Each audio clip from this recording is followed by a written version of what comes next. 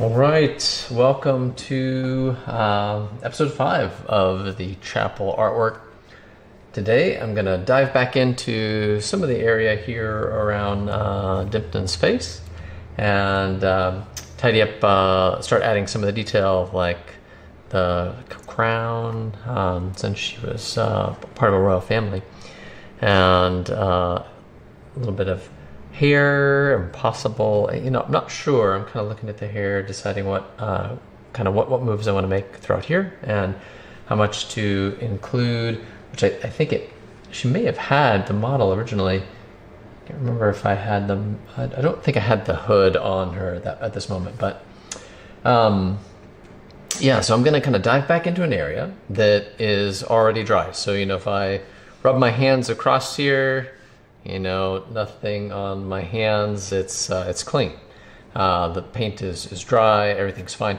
But if I want to see the paint as I painted it, I'm going to need a little bit of help. So I like to use a makeup brush, just like this, to reactivate some of the oil color. And I have on my palette here some walnut oil gel from Natural Pigments, company called Natural Pigments, and I just get a little bit on my makeup sponge, and I just kind of work it into there. And you can actually watch in real time just how much color that brings back into the oil color, because it's gotten a little sunken in. So if I'm going to work back on top of this, I just want it to have some oil on top of it that I can, that I can kind of bump into as I continue painting. I don't know that I'm going to work too much on the face itself. It's still good enough for right now. It's not quite ready for the refining, but I would like to work on the area around it. And so here's how that begins, just by putting the oil down, and you'll notice just how much more rich, how much more beautiful the oil color is. Just after that small addition there. Okay. Very good. So after that, it's a matter of kind of deciding on what to do next. Now, one of the secrets, not so secrets of painting hair or anything else that, or fur or something that has the same sort of hair texture, is to do less than you ought. I mean, you could certainly get a liner brush, right, and describe every one of these little curls, but that will not do. It really just won't help. So I'm going to focus on getting some major color shapes down, and look, if I don't like what I end up with today, and today may be a slightly shorter session. If I don't like what I end up with today, I will just paint over it yet again, but I'll have that, whatever layer I put down today, as something that will help out tremendously. So here it goes. I'm going to start off by mixing a little bit of, and this time I've not put out any mixed colors, so that you could kind of watch me mix and make some of those. So I'm going to start off by making my mixed black, burnt sienna, ultramarine blue. This is a chromatic black. You're going to hear me say that a lot if you watch a few of these, but the chromatic black is nice. It essentially reads as a black, and yet it's made of color. Therefore, when I mix it or add it into other things, it's actually color rather than an achromatic black. And by achromatic, I mean it just has no hue whatsoever. Now, the hue may not be discernible anymore in this. You can't tell if it's red or blue, or because we've completely kind of neutralized it between what is essentially an orange and a blue. But right there, we now have something that is colorful. It just doesn't quite immediately appear that way. So there we go. We've got the black. I'm just going to set that off to the side. And then I'm going to mix up another color because I'll look. And this is a process I've not really shared on previous episodes, so this is good, even if it might be not nearly as exciting, because all of a sudden he's not painting. Why is he not painting? He's mixing some colors. He's getting ready to paint. So when I look around, I'll see like, okay, certainly this area here is like one of my darkest darks. So I've just mixed that. Then I'll kind of look around it and see, okay, well, there's some really nice deep dark reds throughout here. And so I'm gonna mix those next, and I can keep them dark by kind of using where I just mixed my black, this time adding just burnt sienna. So now I've got this dark brown that may on camera at least read almost the same as the other, but this is a very dark reddish brown because it's primarily made from burnt sienna. And I'll set that to the side. I just like to get a few things to begin with because I still want a very dark color that more or less reads as black, but has just the slightest amount of warmth to it, since we're going to be working in all this red hair. Is I'll grab some alizarin crimson and I will put that in. So again, this color here, while probably on camera it just looks like it's black, it is really a very dark red. If I kind of spread it out here a little bit, you might be able to see that there is some red there. All right, I'm going to just set that next to there. I like to try to build a little thing, build some things here that that represent a little bit of like a value strip or something, where we go from darks to lights. So we have a few different piles to pull from. So I'm working, I just want to be quick to grab it, put it down, grab it, put it down. And so this is the setup process. And I just don't normally share this, so it's a big deal. All right, I'm going to come back to, we need to kind of make a move towards something just a little lighter. So I'm going to pick up a bunch of burnt sienna there. And this time, again, doing all I can to avoid using white to lighten. So let's take a little bit of the cad red and begin mixing that in. And now we've lightened that. And it's still, the great thing is the color still has just some of the other colors that we had already. So we're keeping things very unified. So this is kind of another step up, right? We're kind of moving from dark to light. And I'll take a look at my source again and see, all right, we're gonna kind of do that again. I didn't prepare very much, so I'm gonna miss running out of straight burnt sienna. I might have to reach back, get some more. Okay. See how it's just getting a little lighter now? I'm going to add some yellow ochre, so I have just a little bit lighter of an orangey red for her hair.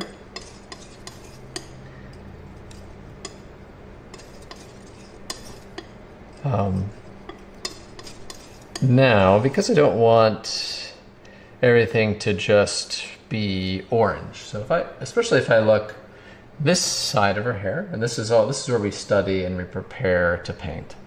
If I look at this side, it is of course very red. We're getting the reflection on the light on her face. It's coming back and bouncing in here and really activating it.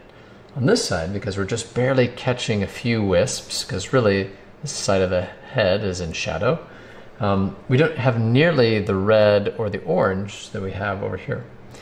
So I do need to mix some colors over here, and generally I will lean them a little greener or a little bluer, just to do something slightly different and to realize I may want to use some of that throughout this area too.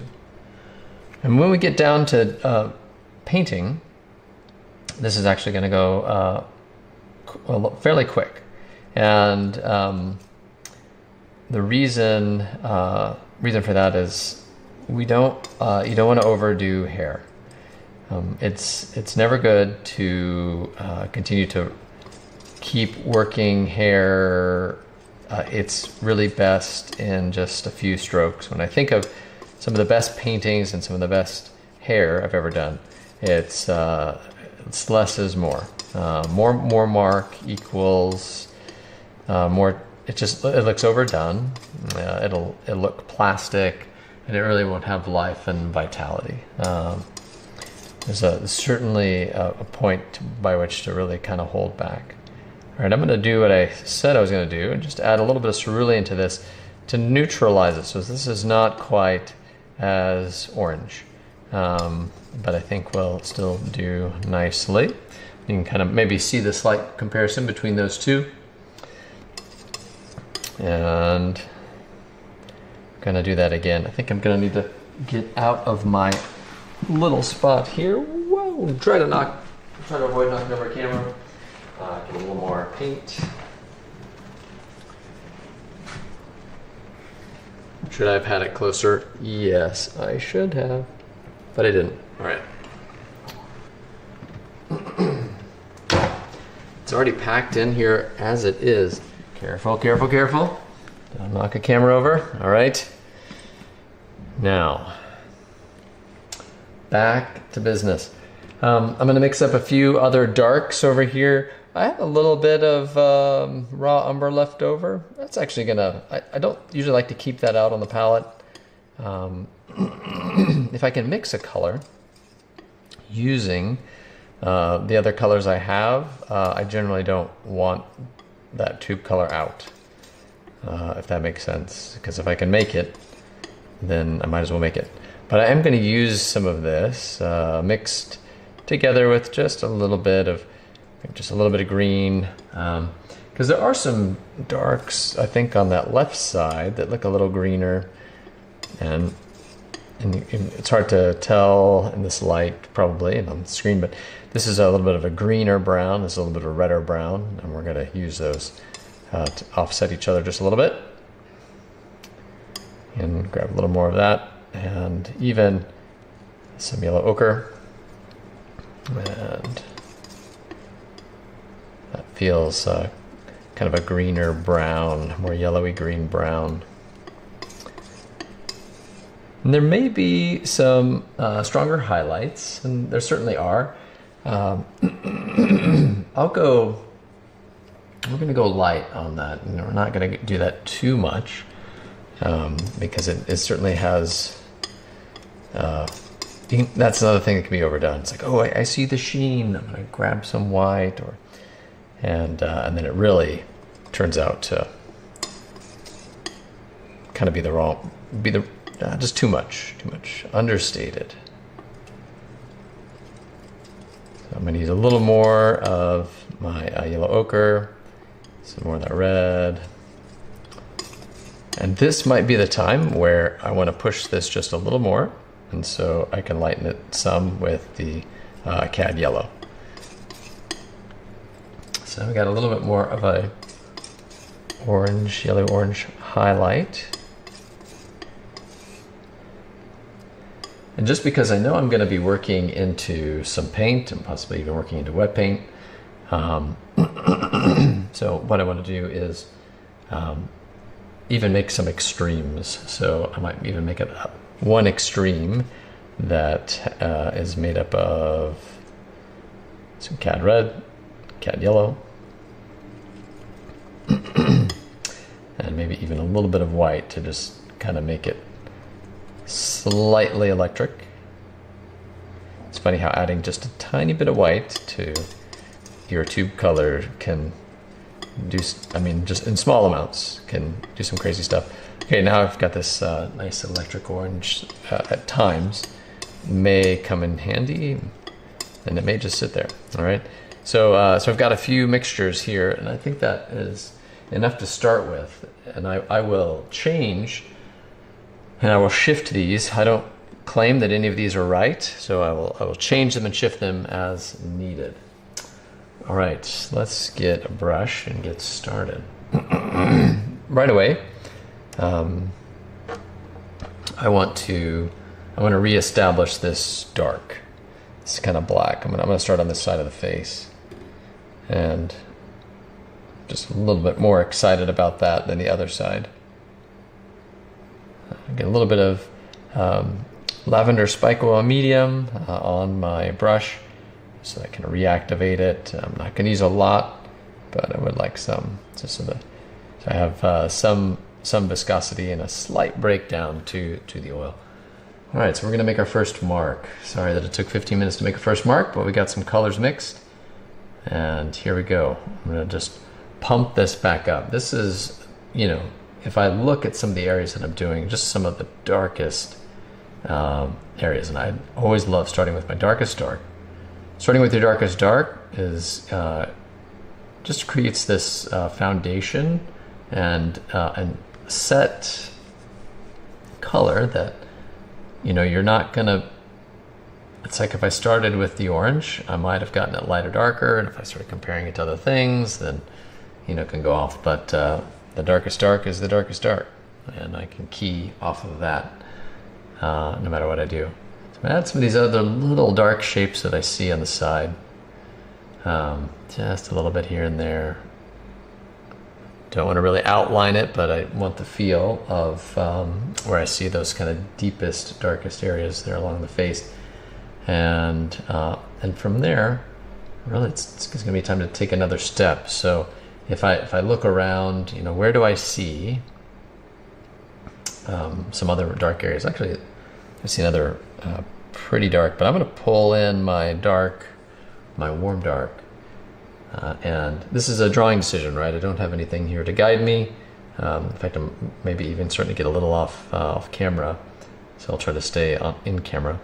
But I'm going to use kind of imaginary lines and drop straight down.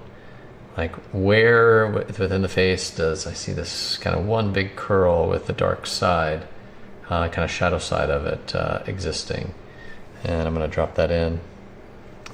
Grab a little more black. And drop that in.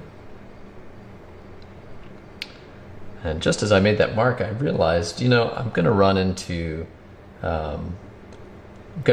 times where I'm going to need to start describing the cloak she has on, and I don't really have a color mix for that yet, so that's going to come.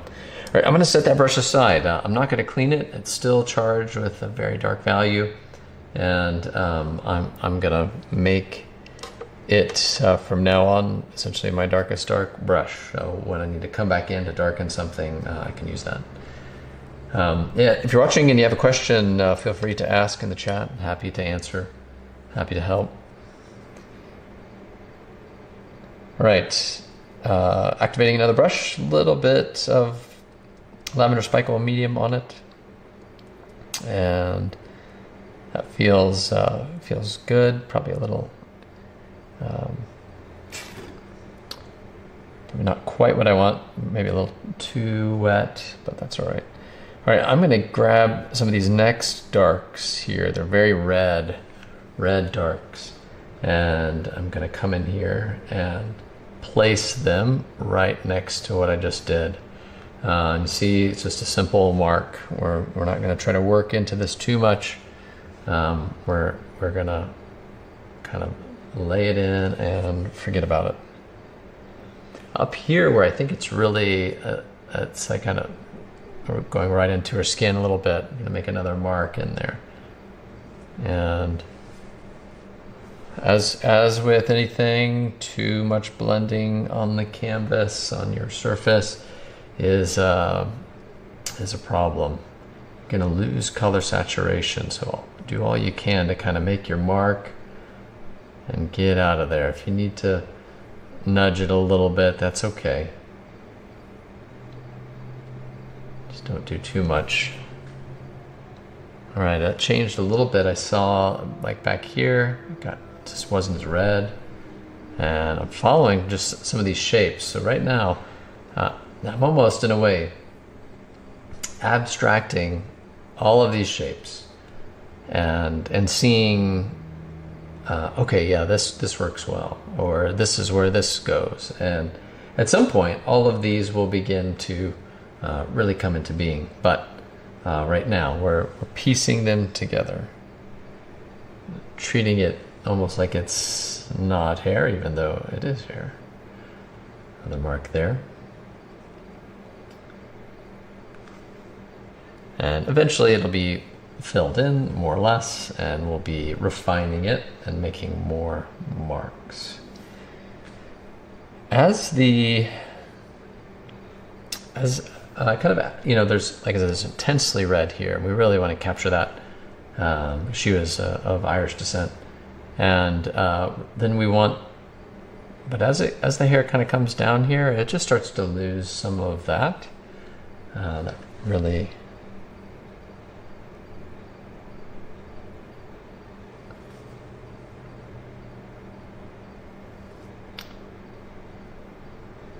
there we go. Starting to add some of these shapes to the hair. I mean, I might have jumped a little too light, a little too soon, but I'm seeing it. I'm kind of following.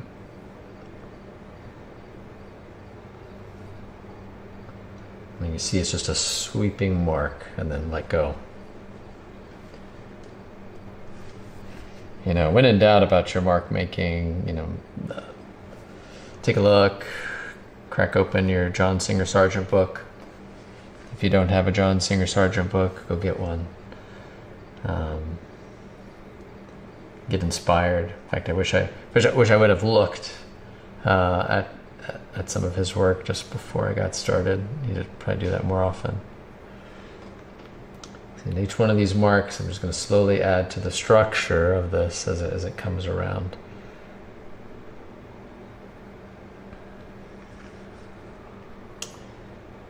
All right, to try to scoot over a little bit, realize my getting in the shot a little bit. Okay, I think we're doing okay here. I'm gonna lighten it up a little more.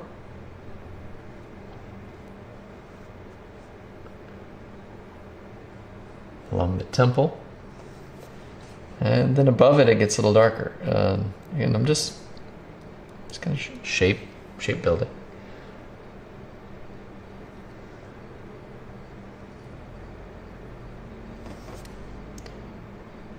Building up some of these. I've not, other than setting aside my very dark brush, I've not changed brushes at all. I'm just kind of working in these orange hair colors that I mixed up. If you just join us, the beginning of the video is me just mixing color. Got hair along the front here. This is the area that's in shadow. It's kind of the rest of her hair turns. We'll try to make some of those shapes. It's very warm. You know, there's this warm line right along the edge of her scalp, forehead, and I don't want to lose that. So, and I think in building my composition, I cut off some of the head here. You actually see that straight line. So I'm missing parts of it. That's okay. I'll sort it out at some point.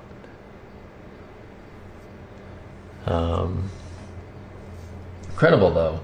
Just in a few marks, we really start to see the shape of her head, and really fun. Man, painting is so fun.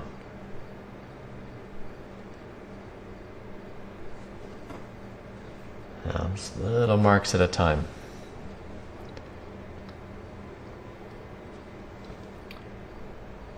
Again, the reason is we don't want to lose, because it's really easy to do. You know, we're painting hair, so what better use? I mean, we're already using a brush that is hair, right? So let some of those edges of the mark be the hair. Let it work. We're painting the very thing that the brush is made of, so let those work together.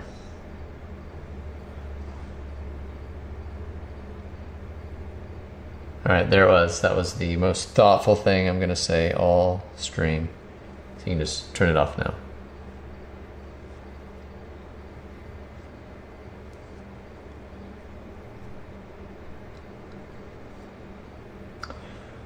there is some background color. So one of the things I'll do, I know because I'm kind of doing it backwards from what a lot of people recommend, working from back to front, right? I'm sort of doing the opposite because I really like to establish the main characters first. Everything else is supporting cast. So I will just be careful as I work into this. But, you know, as I'm going to have some various architectural structures and things in the background here, actually will use some of that color on top of here to have some like see-through areas. So if I leave that open, I'm okay with that. All right, let's move down a little bit. And just following the shapes, kind of listening to their look.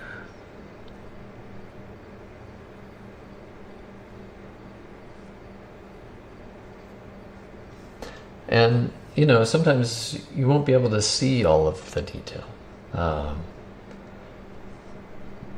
Don't worry about it. Like if I can't quite see, oh no, how does that work? Or not sure. It's okay. Let's get a little more thinner on the brush, and continue to make some of these marks. And, you know, just following the shapes. Where do the shapes lead? What do they do? Thinking, I can start to think a little bit now about what's happening. You know, I get this area here where I'm going to let this dark flow into the highlight, because that's flowing around, and it is very interesting to kind of drop that in, and all of a sudden it would be like, oh, okay, yeah, that is what happens right there. Of course, we're seeing some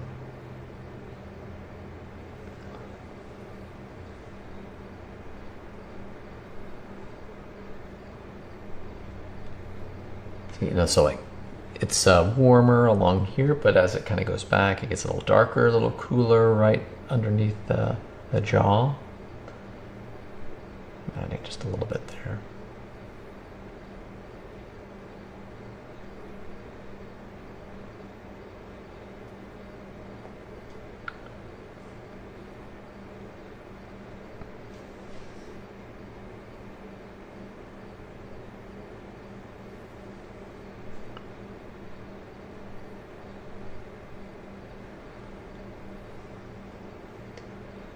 And now I'm just looking at some of the areas that I missed in some of these shapes, and I'm going to throw them in. And you can see I'm exaggerating the color a little bit, not much. You know, I don't want it to become so unreal, but I do want the imagery to be exciting. And it's one of the exciting things about being a painter is making your painting a piece of art, and not just like a response or a copy of a photograph.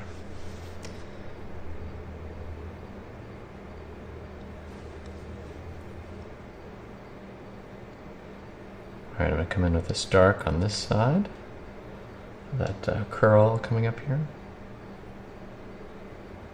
I mean, in all honesty, yes, the curly hair will be more challenging. There's going to be kind of more, yes, more curvature, and also you're going to have lots of various glints in other places. Yeah, you'll encounter greater difficulties for sure. But if you get it right with just a few strokes, it can really look amazing. Especially if it feels, you know, it really holds that what we we know. I was like, oh, yeah, that is how hair works. That's how light works on here. You know, when that is happening, it's really fun when it's like, oh, wow, the artists only used a few brushstrokes to achieve that, but it's really sitting there. Here comes a moment. It's going to be a little more delicate. So I'm going to set down the bigger brush, and what I want to get is she has this little bit of hair kind of coming up just ever so slightly on the cheek and the cheekbone, and I want to get that.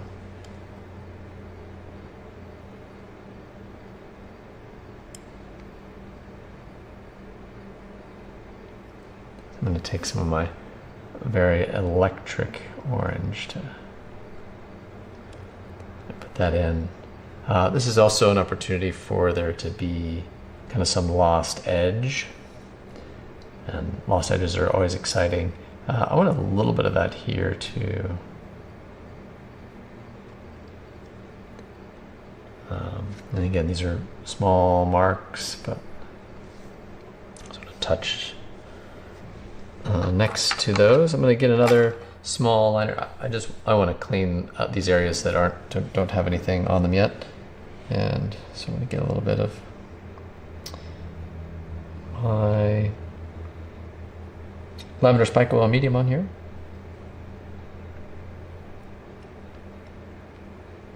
And definitely one of the darker browns, darker reddish browns.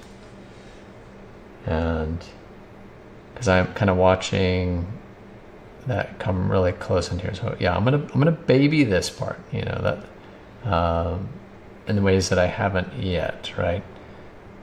Kind of just little marks in here.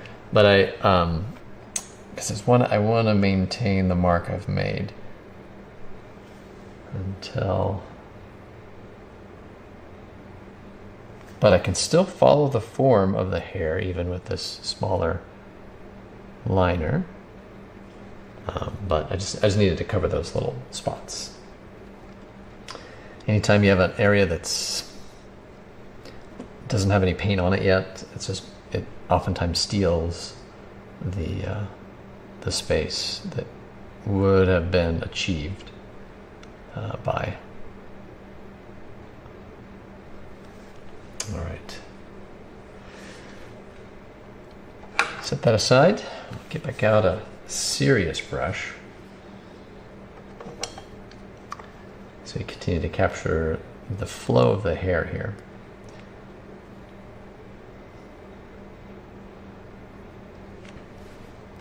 A lot of looking, thinking, deciding what comes next, where, you know. Rodney's in the house. Thanks for being here, Rodney. TGIF.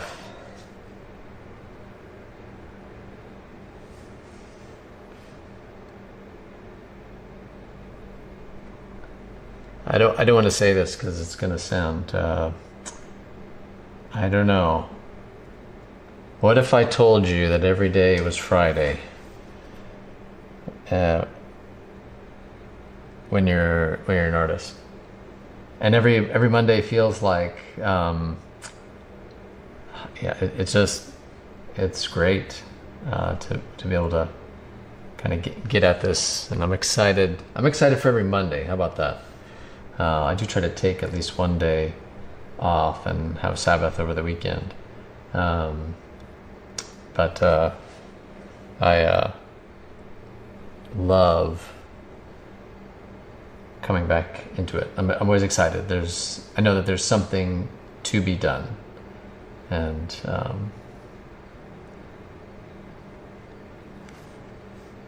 don't hate me, please.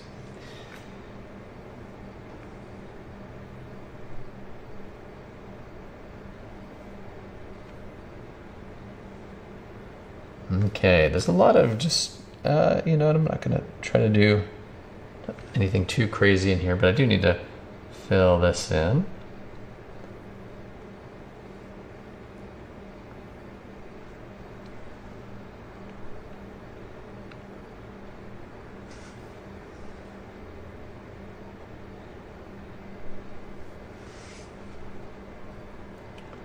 I am losing it off the bottom there, aren't I?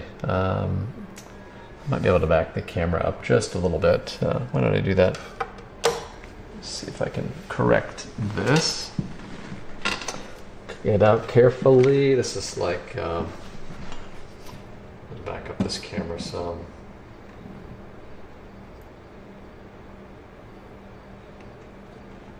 So you can see just a little bit more. Check the stream. Okay, that's not bad.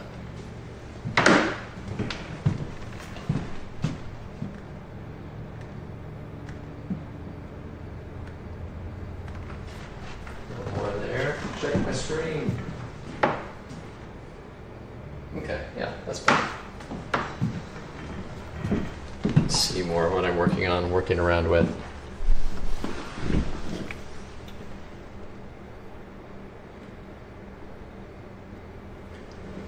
All right. Yeah, that's way better framed. Okay, love it. All right, let's pick up a brush.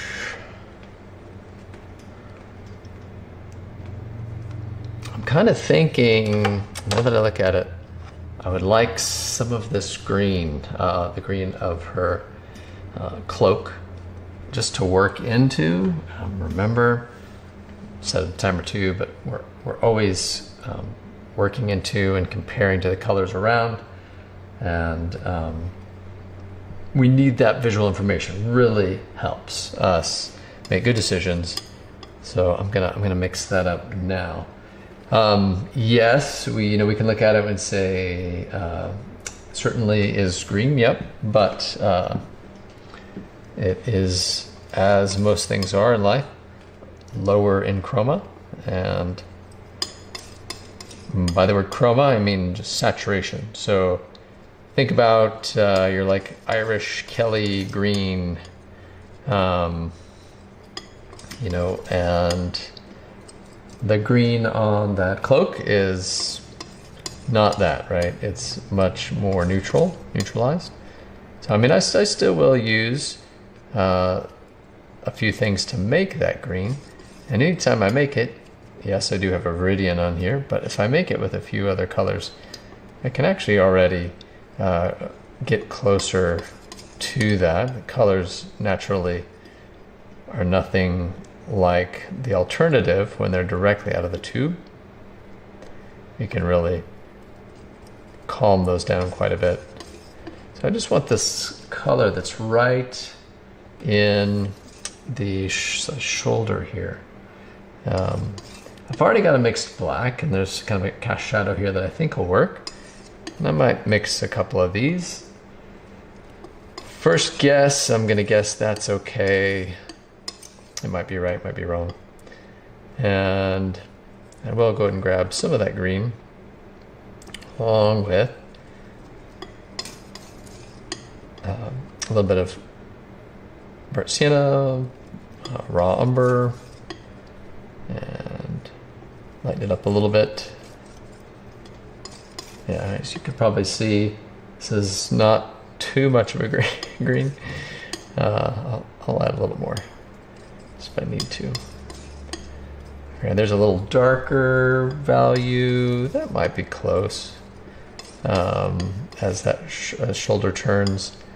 And I'll tell you what, I'll mix one more. This time I'm just going to use just viridian and burnt sienna. Now, earlier I talked about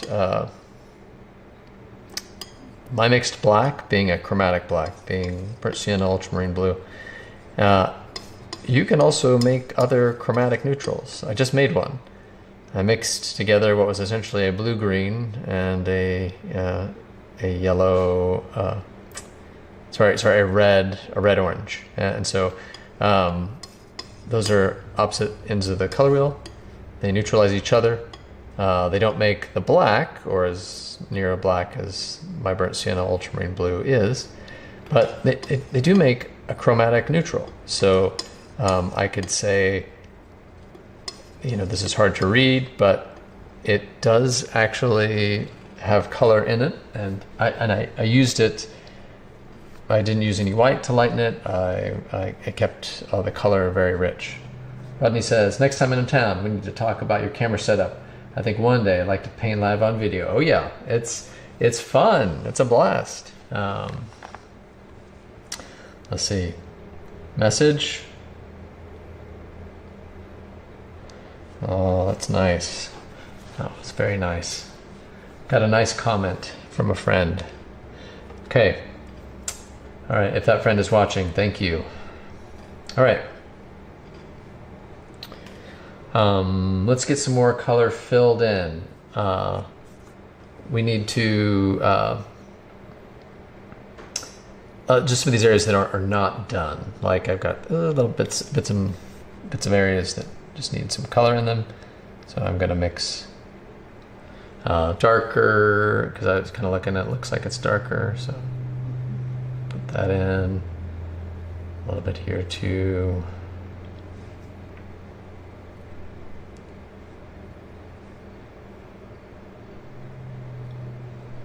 Rodney, you'd be much more entertaining than me on video. That is for sure.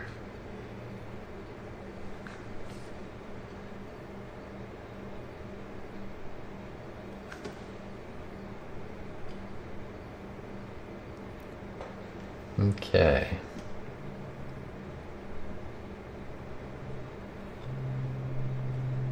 Getting some of the color I see here.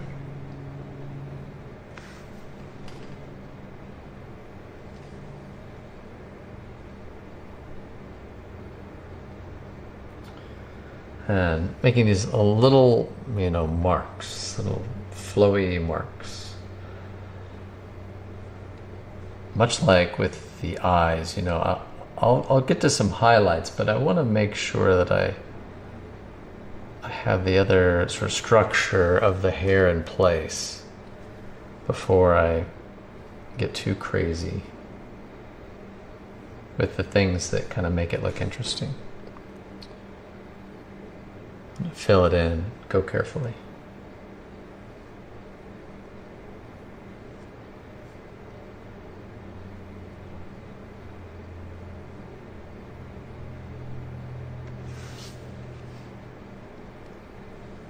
Got that chromatic neutral I just mixed. I'm going to put that in here. We have shade behind this lock of hair, shadow cast on the cloak.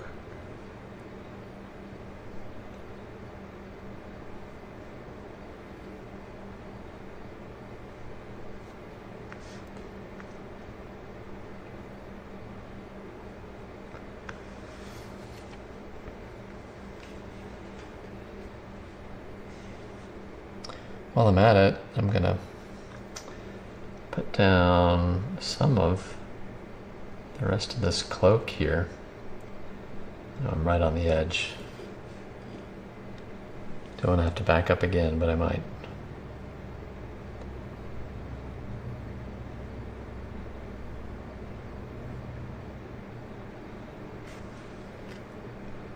And a little bit of this that's in the light.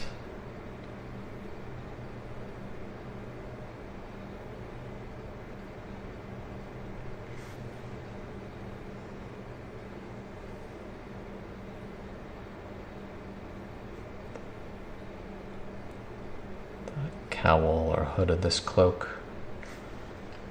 need to put in here. I know I just changed it all up. Why am I working on this area? I just want to work into it. When I come in and work the cloth of the cloak, I want to be able to, I want these marks, since we are making hair, I want those marks to be able to just kind of flow into that space there. So I don't mind if this is left a little undone here.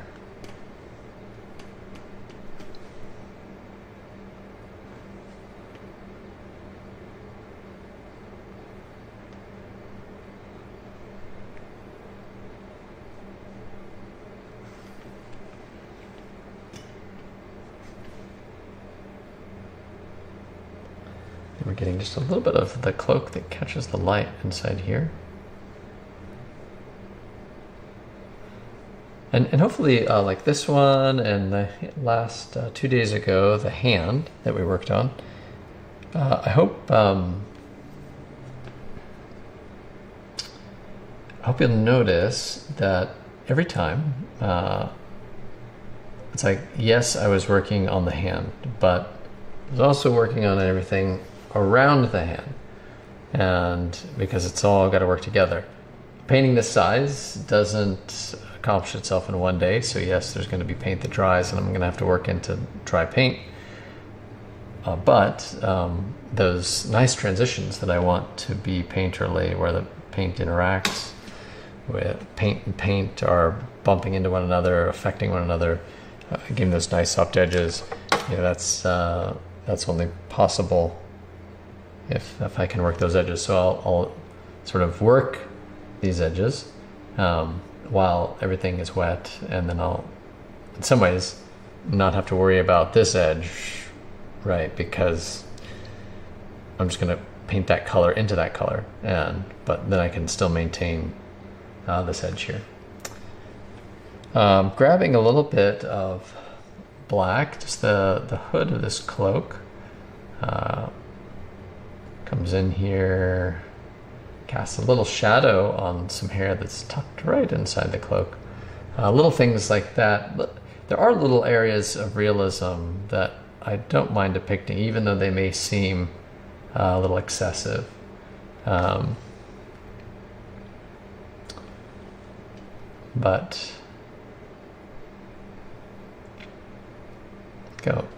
But sometimes I like a little something like that you can just hint at. It's like a little bit of hair right inside. It's nice. It can be a little bit arbitrary though, because a lot of times I'll be like, that's an unnecessary bit of information, and I won't include it. And then sometimes I'm like, I don't know why, but I like that, and I'll include it. I just trust those instincts as they come. All right, I'm gonna make a mark or two there.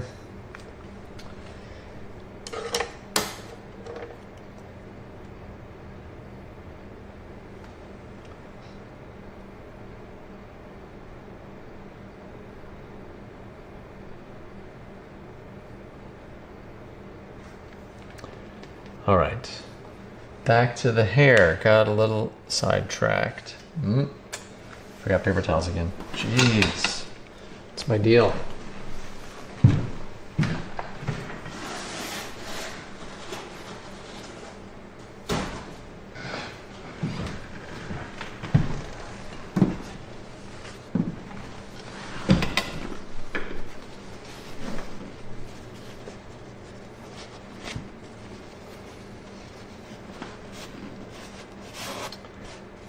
Okay, so because I was using that same brush and I wanted to get just some of the green out of it that I just placed there on the shoulder, I backed out, and I just rake it out. I just kind of take the towel. Again, I don't use mineral spirits, and I just rake out the brush. Just again, trying to avoid all of the stuff that smells bad and is bad hard on your lungs. Okay. All right, let's fill in this last little bit here so that we can make this into something. Got a lighter side to the mark here. I think a great opportunity for a really strong highlight down here as it curves in.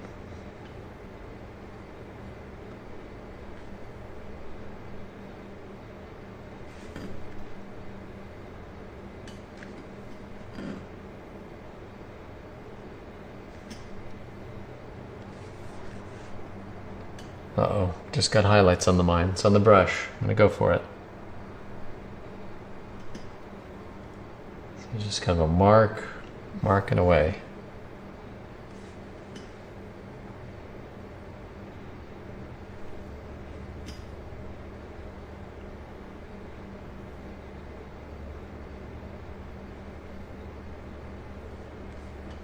We don't want these everywhere, but we want them somewhere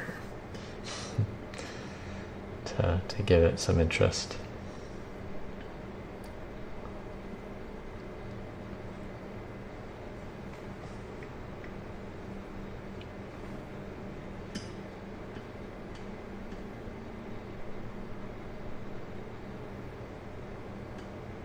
Okay, I am not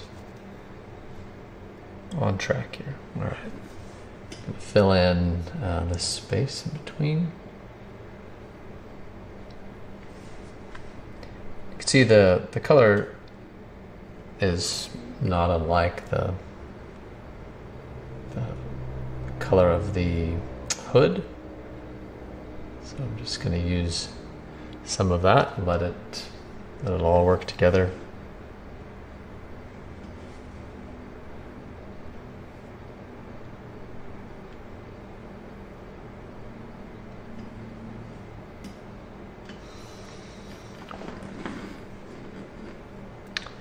Just scoot over just a little bit, don't I?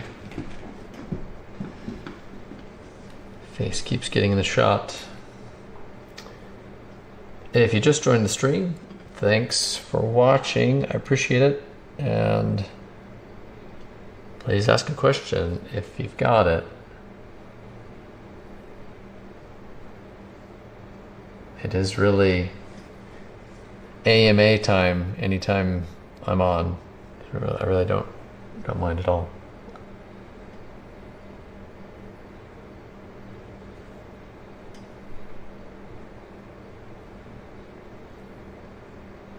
More than just a painter, I've also had to kind of figure out how to make all this work, and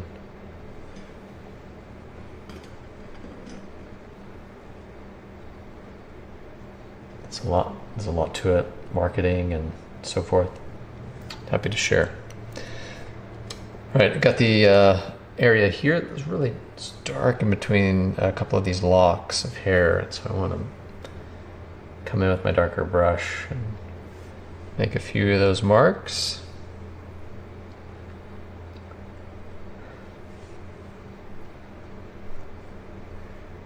And I can even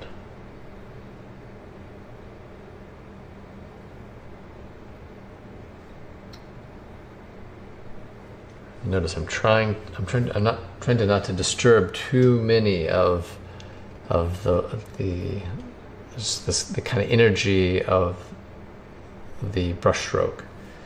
So there's a thing that could happen if I do it too much. I might lose it. So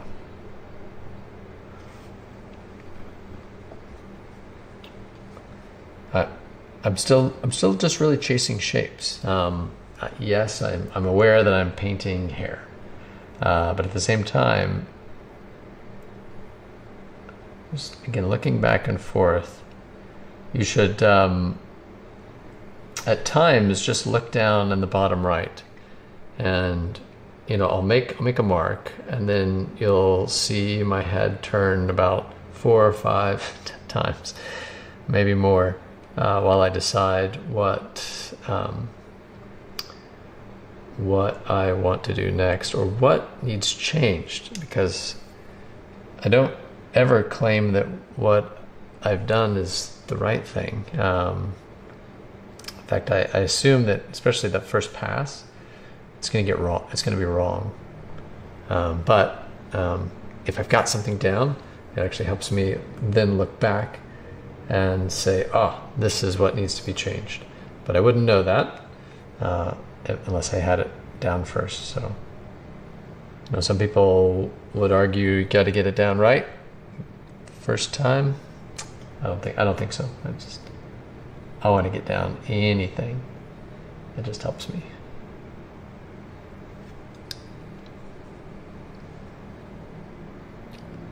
Yes, I'm trying to get it right the first time, certainly.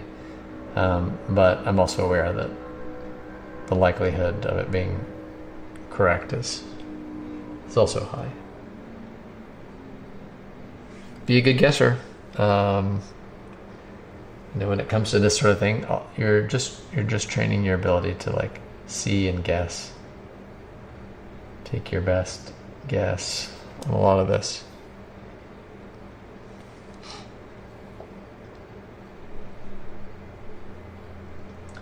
It's funny, the more you practice guessing, the more it just starts working.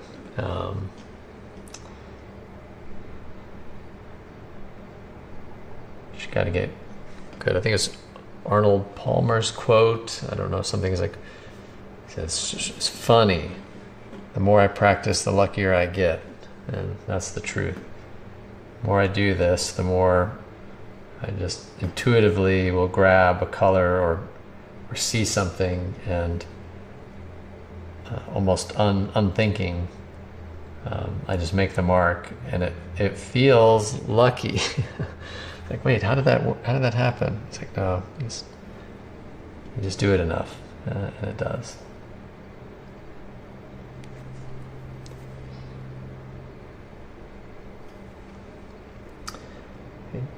Getting those last little bits in here, the hair over here, wanting to really capture that. If you just dropped into the stream, welcome. I would love a question if you've got one. And as I was saying earlier, the thing I'm really working hard on is to kind of keeping this very flowy with the brush, trying to describe a lot with a little, meaning just a little bit of mark. And I'll just keep doing it until I feel like it gets there. Sometimes that takes some time.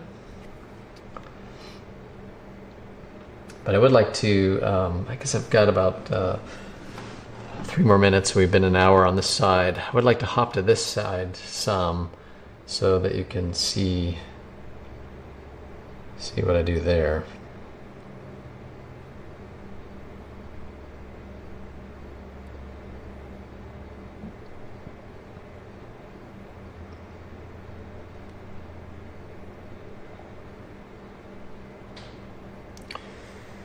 And there's all these little specks of the under the ground layer that I'm trying to remove at this point. Just kind of hopping around.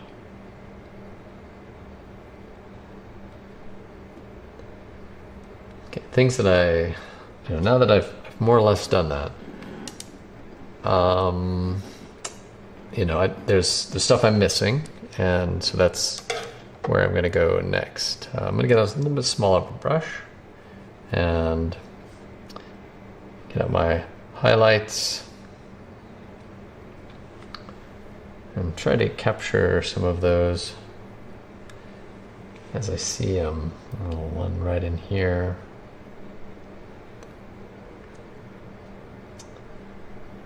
Interestingly enough, there's some that are like flowing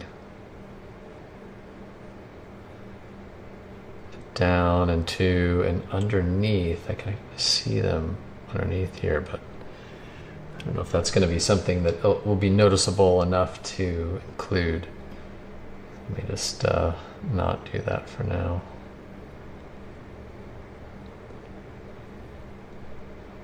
Allow this little flow over here. Hello Shirley, good to see ya. Thanks for the question. What are your go-to shadow colors? Does it depend on the reference? Absolutely. So I really try to never have an equation for that sort of a thing, because if I can look at it fresh each time, I think it gives it a little more life. And there may be like intuitive moments where just like, you know what, I see this there and I put it in, and maybe it works, maybe it doesn't. Again, hopefully it does, and hopefully I'm getting better at guessing each time. But the only other go-to shadow anything is burnt sienna, ultramarine blue as my black. And that would be the thing that I That's kind of how I build a black. But within that black, of course, I can add any of my other colors to achieve the color that I have that I'm seeing in the moment. And Shirley, thank you. You've been asking great questions on the chat the past few days. It's great. So thank you for those.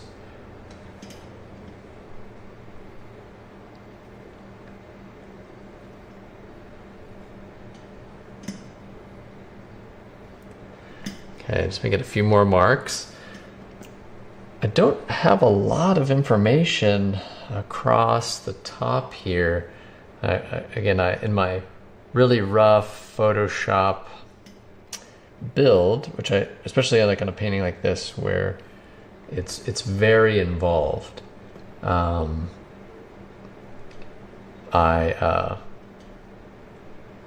I'm piecing together multiple references in one composition, and I don't try too hard.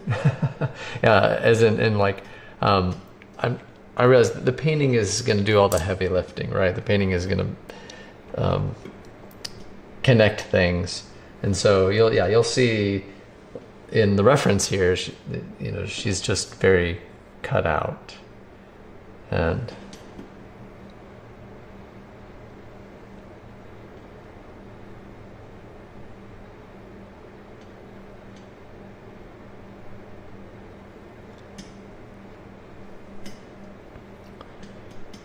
little quick movements, right? I mean, there's very little happening. I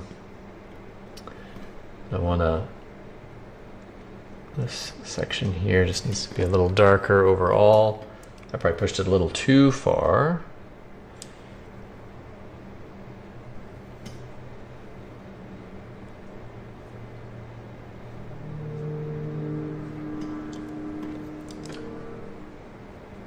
Surely you're most welcome.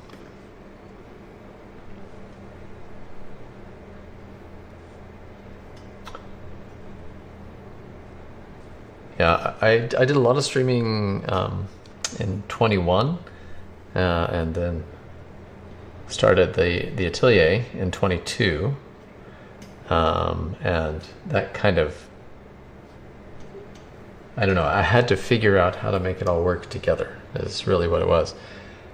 And I just decided in the last few, about the last month or so, it was a little decided for me too, because YouTube was like, hey, you haven't been as active. And anytime that happens on any platform, they also, that's their way of telling you, step it up. So I was just trying to figure out new ways to get at this again. I thought this painting is perfect for that. It'd be a months long project, and it'd be really fun to see it come together. I think maybe the most exciting view, which it doesn't look very exciting now and probably won't for several weeks still, is the bottom right. Eventually we're going to really get a lot of this in the, and it'll be fun to see that kind of slowly come together.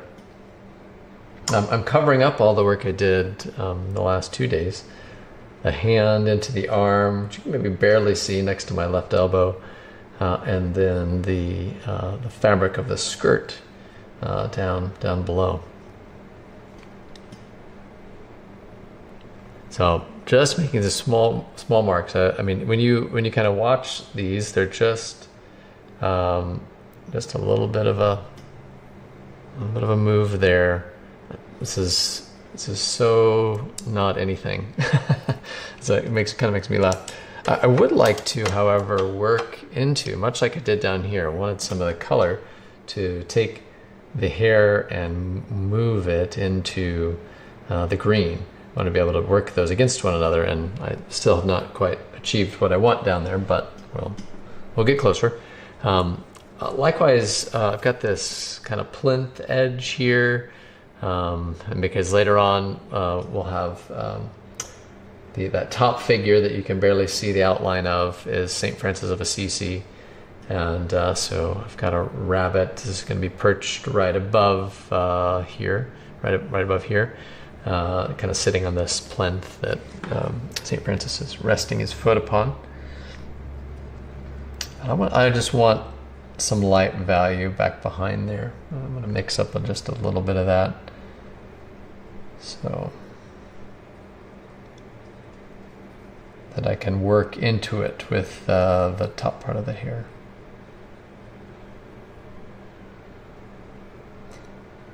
Yeah, I said this in one of the previous ones, but one of the biggest changes, I think the biggest growth things for me was realizing that what I want to work is I want to treat the in-between spaces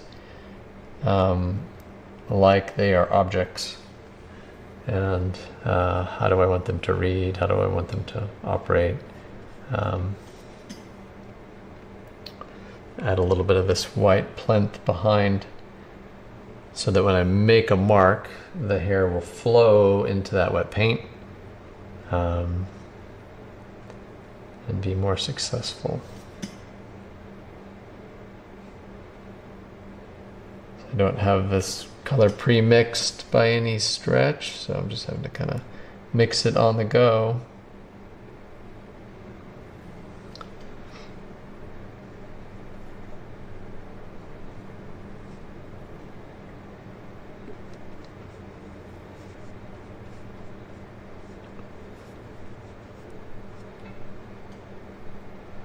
And that edge of that plinth comes through about here-ish.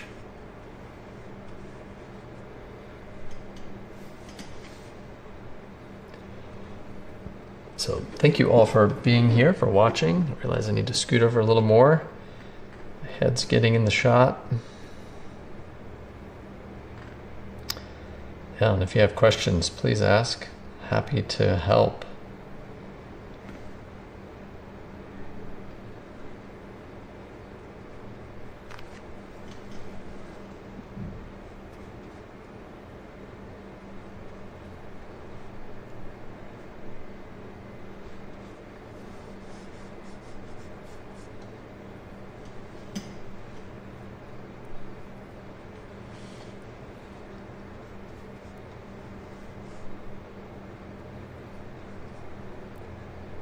Okay, just a little bit more here. You know, I get less concerned about some of the values that are lighter, or about the same value as the hair, right? So it's kind of a little break here. There's some deeper, I mean, you can see in the form that it's like the plinth. There's a little break here that is like a darker area back in the background, and that will actually really blend into the hair nicely, so I don't have to worry about that as much. But this lighter value behind, I'm gonna want to be able to work into.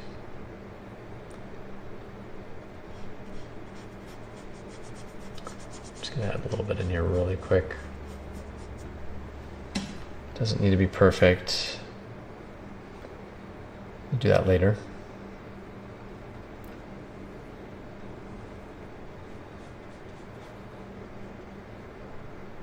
Okay. There we go. There's something I can begin working into some.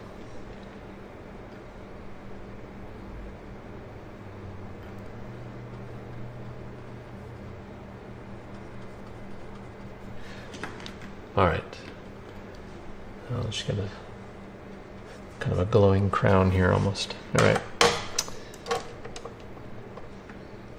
I wanted this brush. I'm going a little bit from memory here. What did the hair do? The nice thing about having a lot of references too is I can go back and pour through those references, find little bits of details that maybe I missed in my build. Happens all the time. And we've got this nice curve to the hair. It's kind of coming off right here at the line of the forehead. And then it gets a little lighter as it turns around. And I'm just letting those little bits of visual information inform me what to do.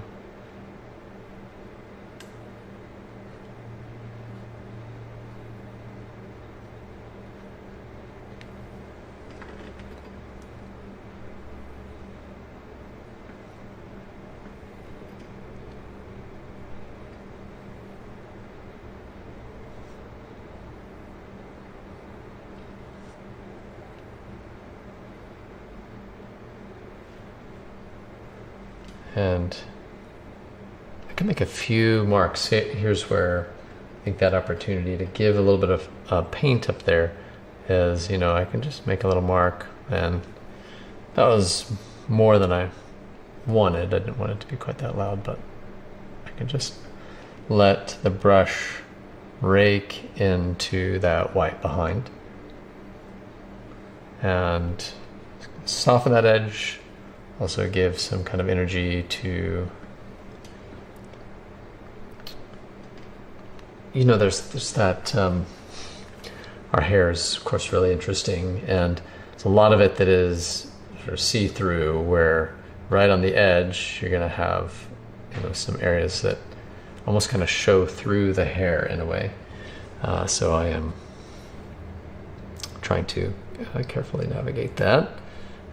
Get some of that in there. All right, I'm going to fill in the rest of this. See the little marks here that I'm just barely missing. Now, really want you to see just how little was done across here, okay? And yet, it's enough. And interesting enough, I'm happier with this than I am with this. Like, I think I got a little too linear on some of the work throughout here. This is more successful. It's just already working better. And it just amazes me how hair is so much better when it's done in big brushes, big marks, all together. So much more successful. Okay, we're gonna start. I know that I've kind of worked into there, but I really want this whole edge here, as we kind of move into this side, it's really dark. You kind of see that moves from dark, like right at the neckline where the neck and the hair intersect. Like that is, you're gonna find that to be the case a lot, where when it's a portrait, got some long hair, usually these areas in here are some of the deepest, darkest areas of a portrait. And it's nice to just know that and apply that to your work.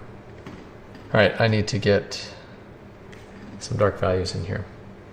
Yeah, there's some hair to be depicted here for sure, but first and foremost, I just want to build in this, make these, remember, big marks.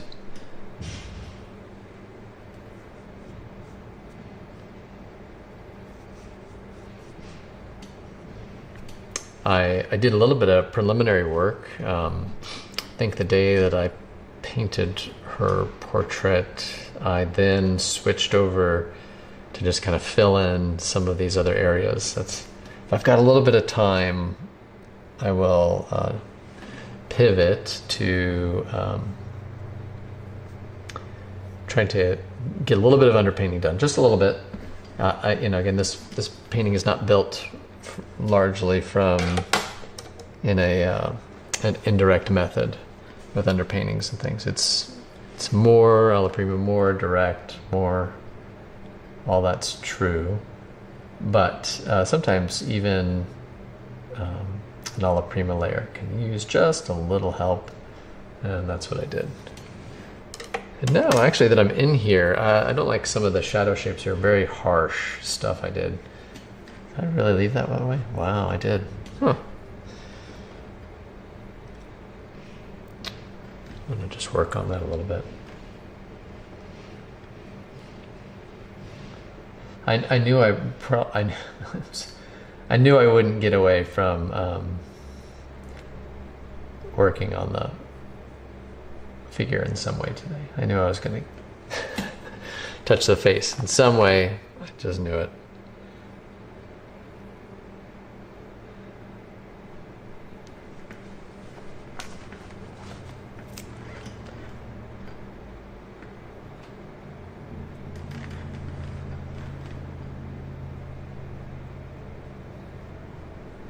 And I'm going very lightly because I'm a little more feathery touch.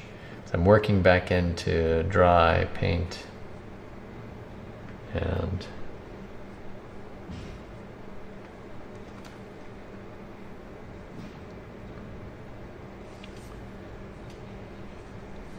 that ear is a little darker in there than I have it.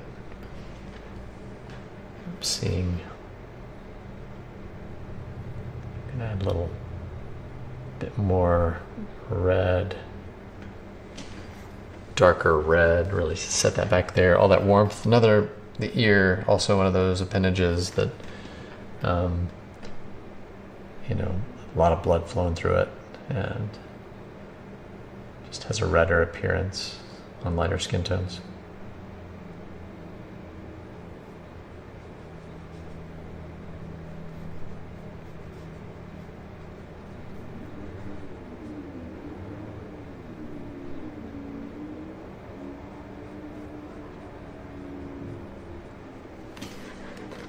Yeah, that edge is looking better now already.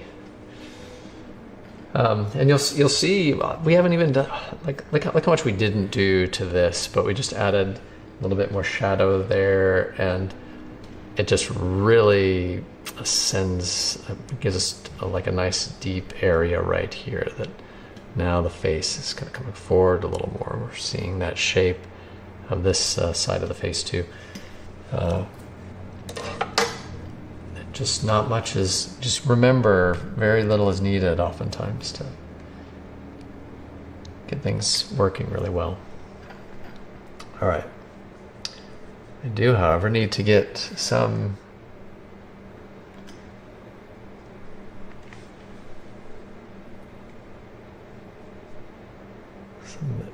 determine where this edge is. How. Yeah, I like that. Like some of the. I'm gonna be really tempted. Ooh, gosh. Okay, so here's where you have to make a call sometimes. Where I like this being darker, and yes, you know, we're getting all of these like curls hitting the light. Just trying to decide how successful that'll be to depict, and. Whereas I'm liking that a lot. Tell a little bit of the circlet. Not entirely sure what I'm going to do here. If I'm going to kind of make this a little more crown-like ultimately when it gets in here. I haven't fully decided.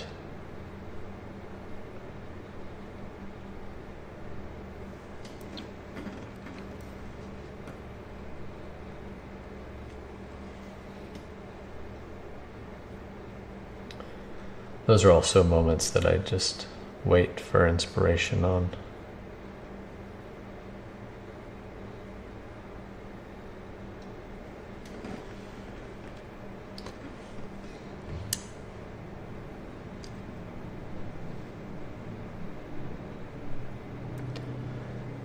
Some would call it procrastination or avoidance, and there's maybe some of that for sure, but like sometimes suddenly feel really strong about something. It's like, yes, let's do it. Okay, still filling in, just kind of looking for these little areas that are undone. Got a darker value on here. Capture that. Okay, if I am gonna try to do some of these marks, I think I want, here's just, sometimes a painting just requires a little planning. So if I want to add some of these kind of curls hitting the light, keep in mind her face is largely putting this side, the hair and everything, in shadow. And yeah, we're getting a few things that are like coming out far enough to, you know, snag a bit of light as it goes by. But if I create like a bed of darker color here, I can work into it to create some of these. I don't know if I will do all that's there. And I will still try to focus on some of the bigger shapes that happen here and here that are in the light, and then down here, because it's starting to rest on her chest here. And so we're getting a little bit more there. So yeah. Shirley says, I do have a tendency to overwork or get stuck on one thing. I'm guessing that gets better with experience. Well, yeah. I think sometimes I can get really zeroed in on a spot too. But and something like this, right? Obviously, you look at the whole thing that I'm working on here. I'm very zeroed in. Sometimes bigger paintings just require that because there's just no other way. Okay.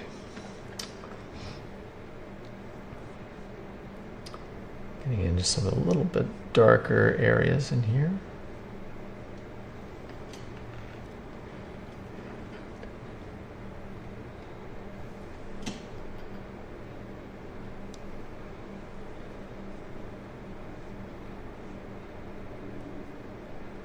And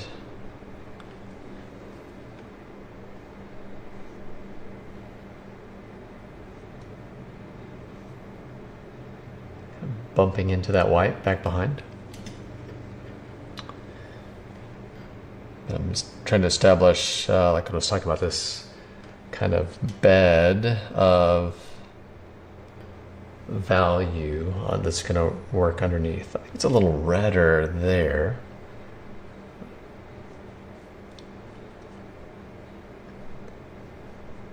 Again, trying not to do too much blending. I like it too when I can use, truthfully, I like it when I can use some of my ground layer. That ground layer showing through in some of these areas. That's okay. I want to try to use that as much as possible. It is a paint layer that we can showcase by just leaving some of it undone. So sometimes there's a place where that just ends up really working well. Now, I do intend to come back here and refine the face a little more, but kind of as you were mentioning, Shirley, I'm trying to work the area around it a little more. Actually, one of the neatest curls is this area that I just did, where this one kind of comes forward and catches the light. I don't know. We'll see. You get excited about some of these things. You're like, well, will it work, though, if I try? Let's be lightened a little bit here.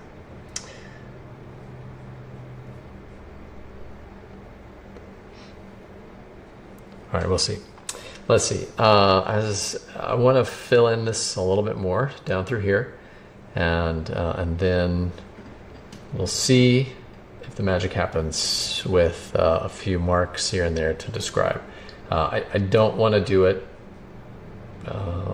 hair lock for hair lock on the source, but I would like to hint at it some. So let's see what happens. Filling in.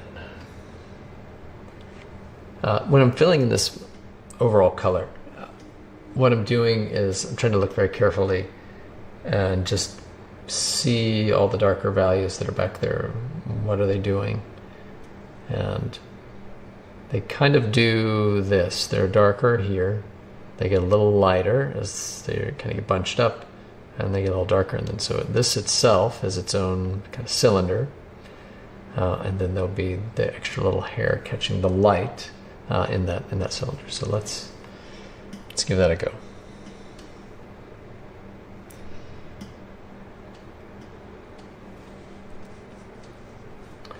Fill that in.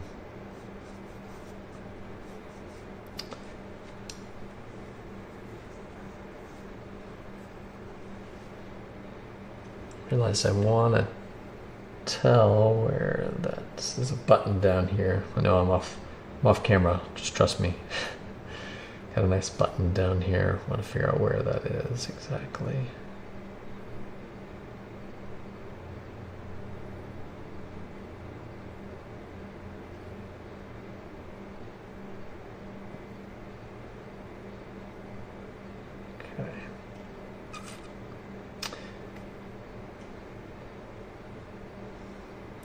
I'm gonna have to move the camera again, aren't I?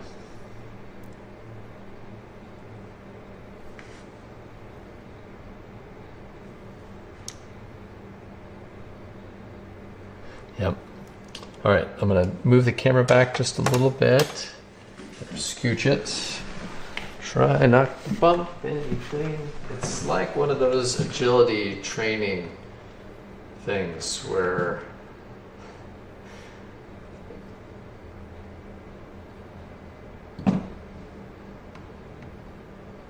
back even farther here, maybe. Let's see. Check the stream. Hello.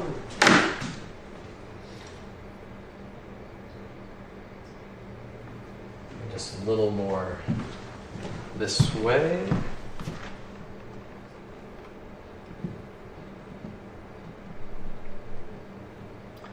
Realize she's going to be covered up by the palette cam, but that's all right, because we're going to focus on the hair down the side. So this will mark the end here. Okay, I think we're going to be okay. Back to it.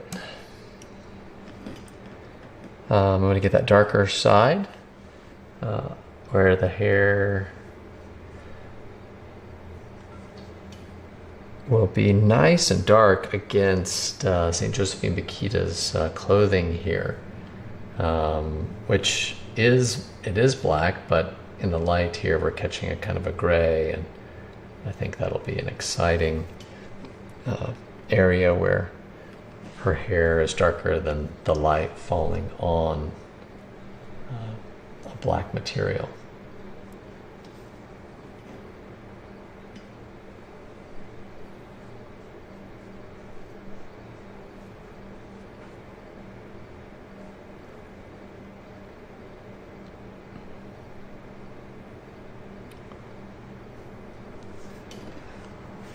Okay.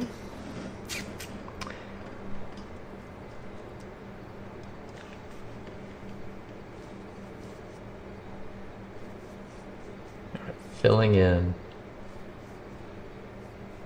all over, and get a little bit of my green down here for where the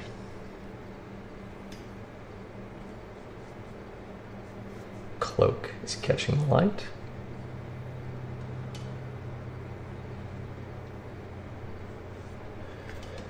And this transition is just sort of happening between the hair down to the cloak.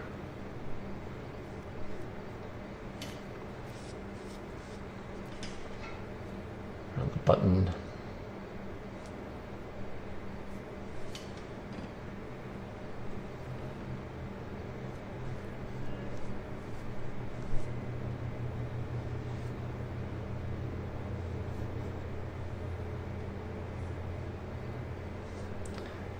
Okay, I like that. I just got kind of caught in around this button down here. Just a little bit. I want to capture the shadow that's behind it. I know you can't see this, I'm sorry. All right. All right, back to the hair.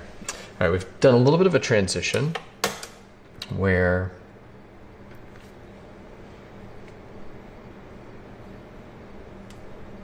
from this hair down to the color of the cloak. And it does get darker around the corner here.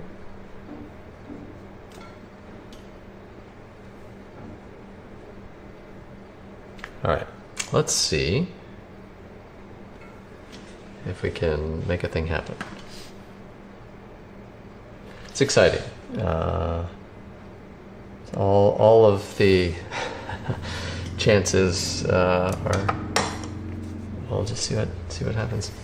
The transition. So what this was that I was talking about, a little bit of preparation for underneath.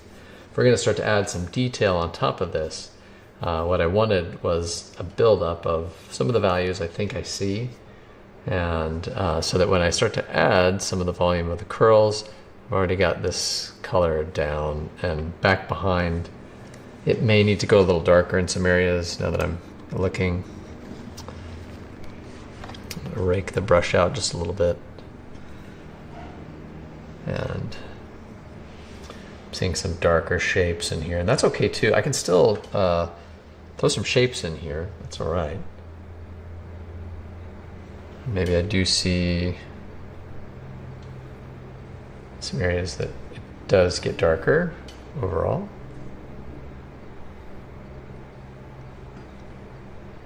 So this is maybe first step. Still kind of back behind.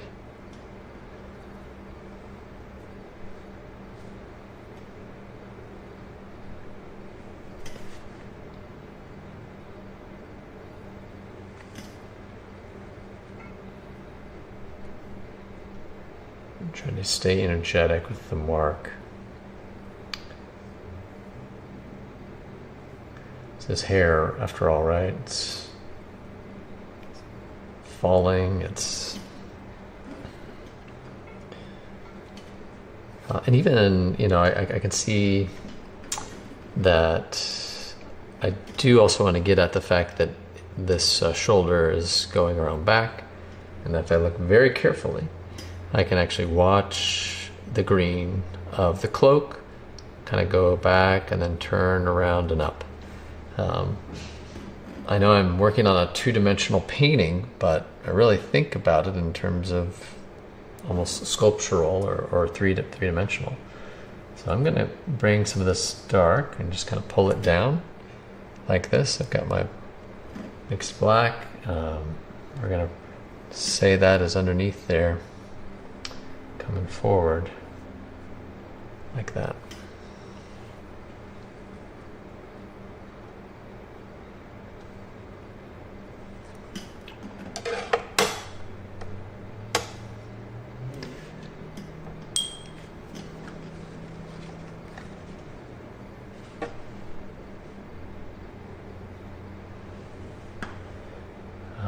I'm going to just create a little bit of a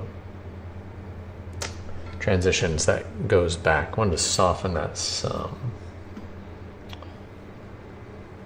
Just take a little bit of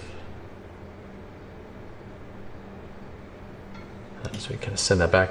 Okay, is this the moment we've been waiting for? Maybe.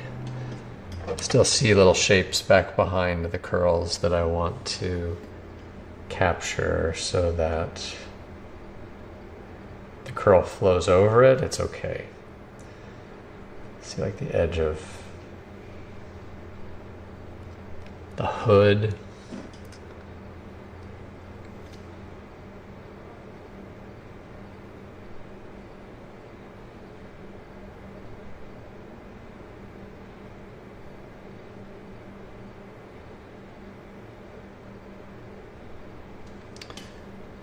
Okay.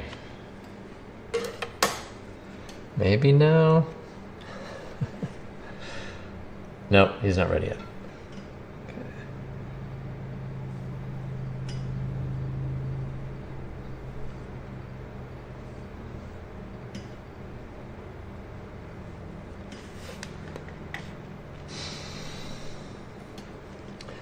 Tell you what, I think I'd like to get the values correct down here, to be honest. So I'm going to mix together just a little bit of skin tone in the shade.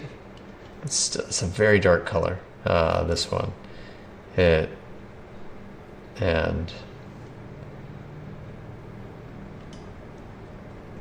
I see it when I look at it. It does look warm, but it is practically a neutral, meaning I almost can't perceive any color information down here.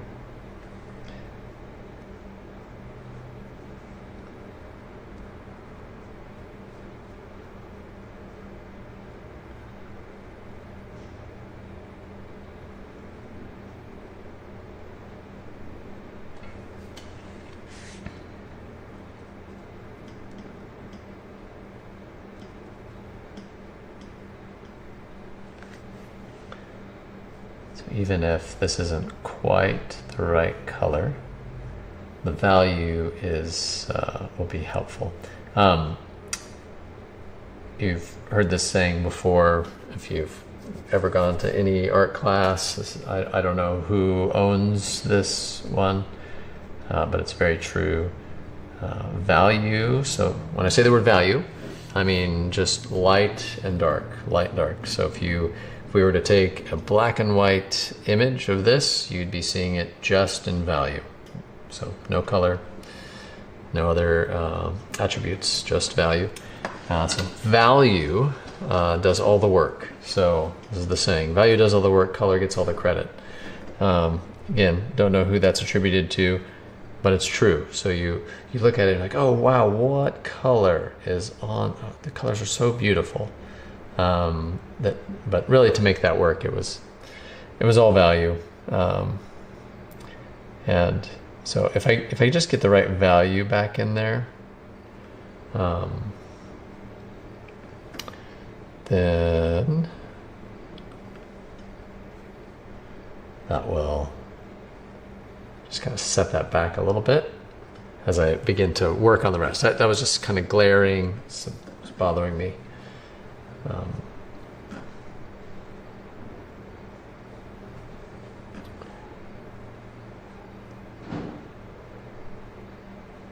I will feel blinded by some of those really intense colors, or just unfinished areas where I was like, I just can't see what I need to do because it's too different than what's there.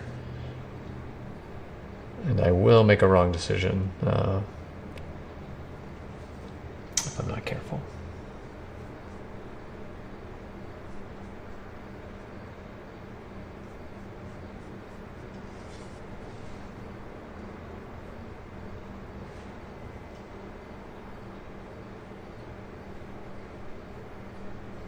And I'll come in here and make this a little nicer at a later date.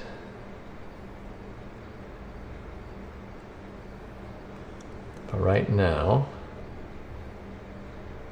just need to hint at what's happening.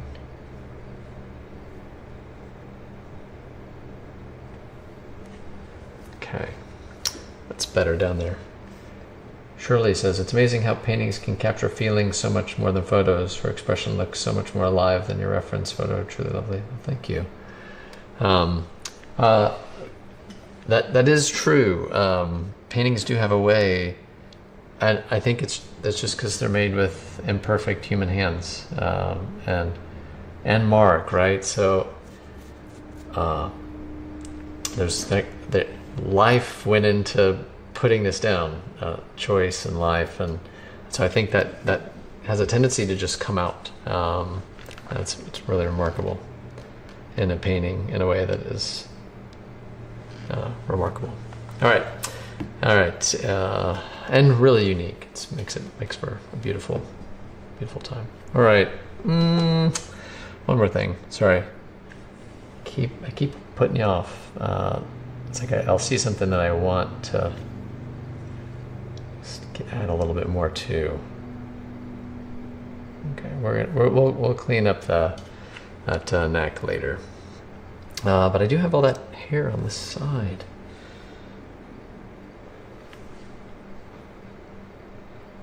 See how much I jump around. I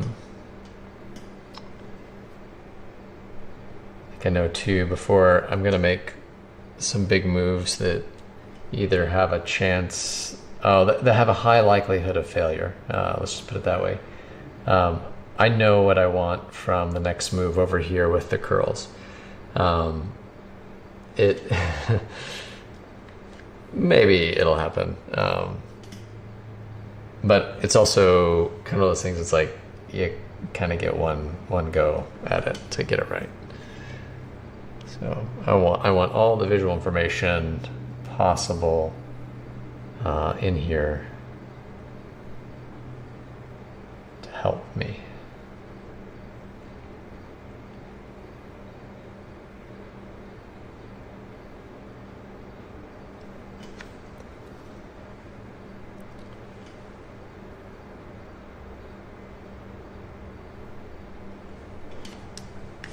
Okay, let's see what happens. So I'm gonna try to just get a few things. I'm gonna break out a fresh brush. This is sable. It's fairly pliable and soft, and I think that I'll be able to, it's not quite a liner because it's gonna be a little bigger, but I think I'll be able to capture a few of these turns and not rake too much of the paint out of the way. That's the nice thing about a soft bristle. You know, generally I work with synthetics and sables, but and a lot of times because I'm working on rigid surfaces, so this is actually a piece of aluminum, and so there's no give to it like a canvas. So a softer brush, like if I used a hard brush and pushed, I would just kind of shove the paint off of it because I'm pushing against this really hard edge. If I have a softer bristle, I won't push the paint out of the way when I make the mark. All right, let's get a light color and see what happens here. So we're going for some of these shapes. I'm going to start up here with a little bit here, and then a slight curve up into there. Okay. All right, here's first move. Let's see what happens. So I'm going to look very carefully, and I'm going to try to decide, get out of the way to the camera. Starting about right here, and I'm going to just kind of come in. And so I laid that in. Now, I don't like the color. I didn't really get the color right, so I didn't get the richness of the color. So this is much more yellowy orange. I did not achieve that, and so I might be able to fix it with kind of mixing of a fresh color here on the brush. But yeah, I don't really like the lack of color that it had.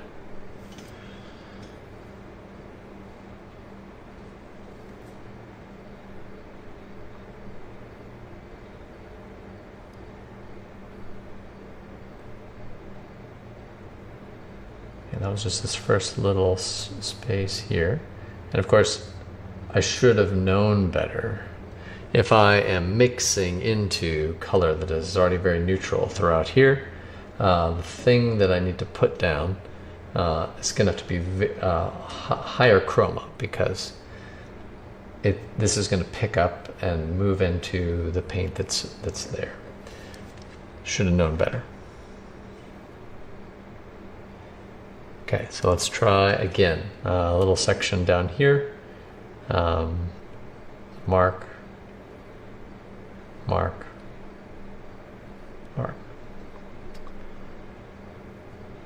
We can extend this mark a little bit. here.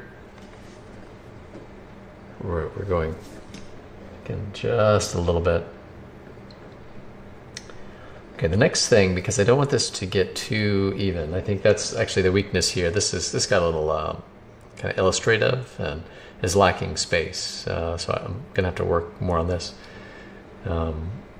Here, I think because the light is kind of glancing off of it, and I study this region right here, it's just not quite as vibrant as this area up here. So I will bring it back some, and I will hint at some of these shapes that I see.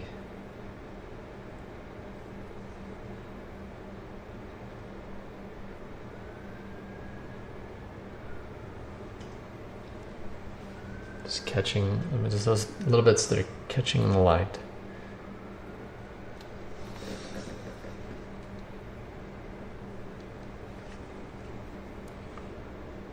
Now, I'm going to be very intentional to not really put anything down here, but then come back to this next area where I feel like I can see some more of the curly hair. I'm going to push a little harder this time.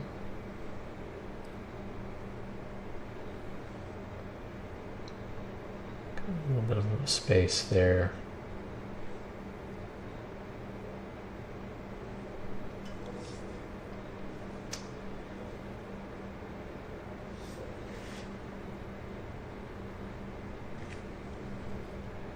It's okay to have like this one way out here just by itself.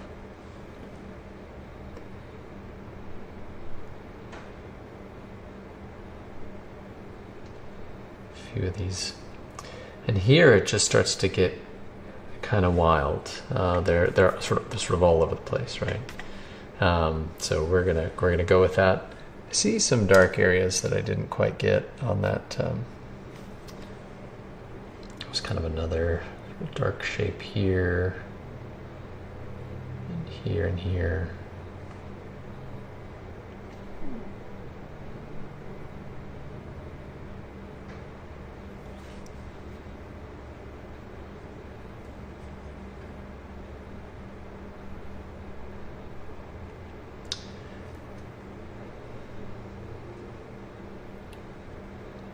Lay in some more of those, see what happens. Big, kind of small, bright. We're going to vary it as much as we can.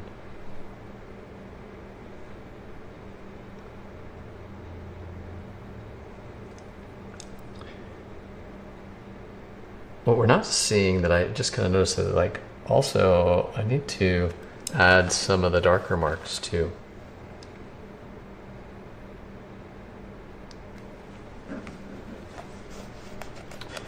There are these areas where like the curl comes around, catches the light, and there's areas where, you know, it doesn't. So I add some of the darker ones in there too, and have them sort of follow maybe come up the side of a lights.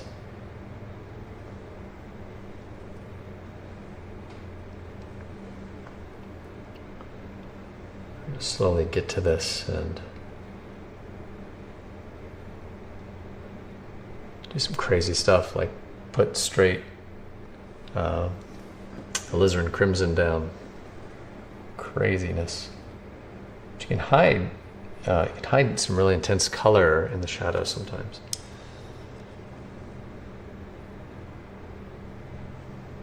Let me cover that up just a little bit because I didn't quite want that much.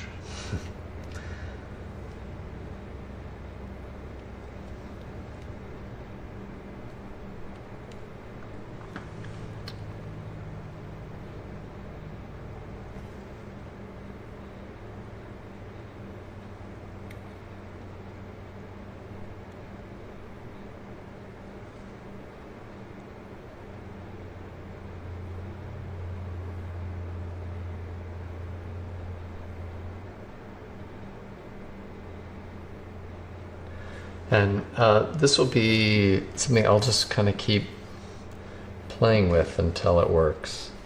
It's not there yet, and I was hoping that there would be a little bit more immediate payoff, and not so, not just yet.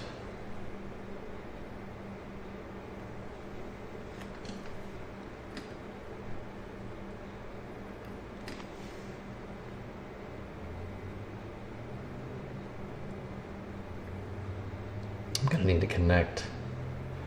Just kind of saw something. I'm gonna need to connect more of these marks with a darker color, as happens, right? I mean, if this curves in a little bit, we need to see the color that it came from. That's helping. Just a few little marks that tell us about, oh yeah, that's that color was darker or redder, and then as it swooped around, it caught a little glint of light and really transformed.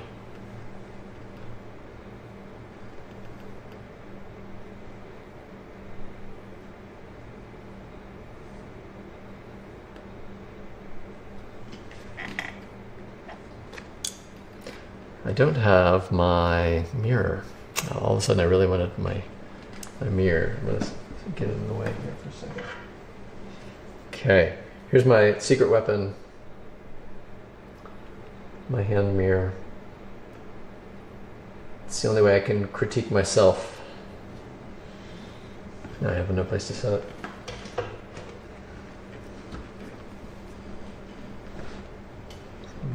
Spend a few dollars, get a hand mirror,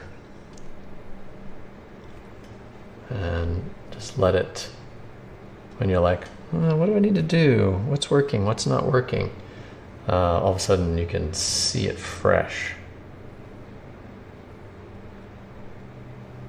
But be warned, the mirror is no flatterer, and it will very cruelly tell you what's wrong at times.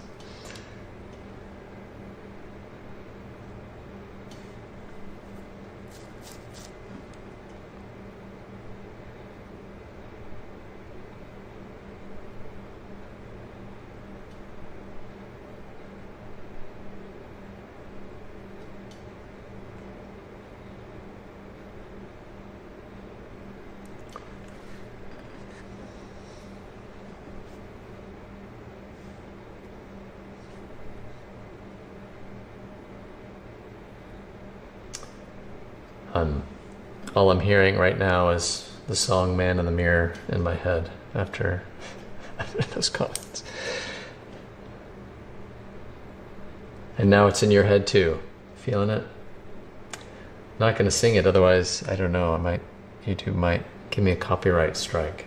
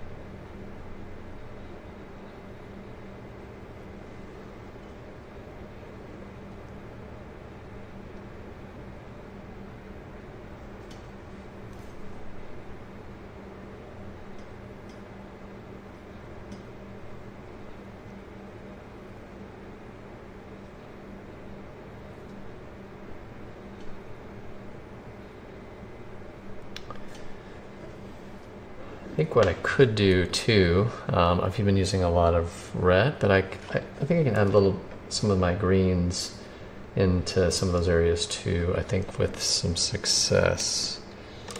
This is where I problem solve a little bit in the moment, and I think, maybe this will help, because I'm maybe not quite liking what I see. Like it's getting close, and I see that it's closing in, but it's still missing something. So I'm going to grab some of the more greens that I mixed to capture just ever so more neutral. You know, here does some really interesting things in the light.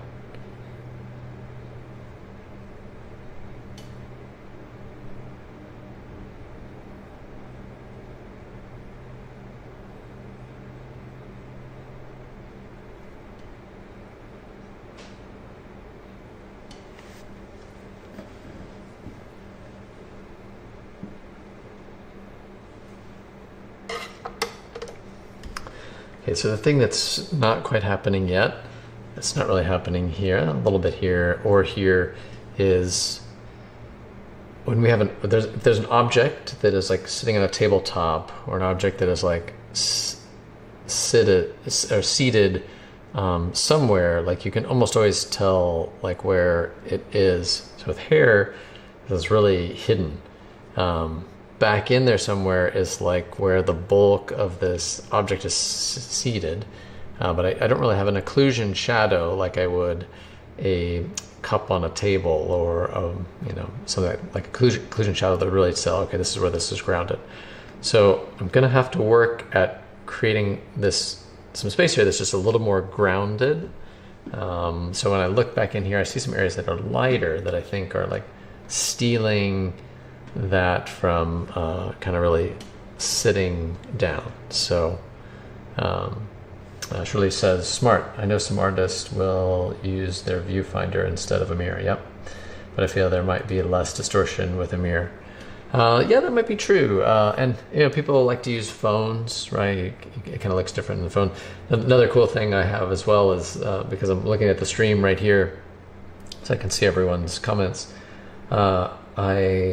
I can, in some ways, like see it from far away there as well. So, but I don't know. The mirror is still the best, just because it's like a whole new image, and really, really telling. Okay,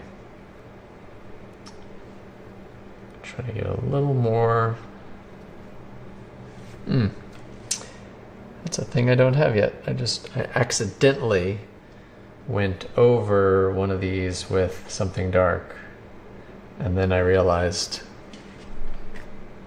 that's what I need. That's a piece of the puzzle, is some dark locks going in front of some of the light, because when they curve in, there's this point where they catch the light, they're really bright, and then as they curve out, they're of course very dark, and sometimes just chock full of color. And so I want to capture that, even as they go in front of something else.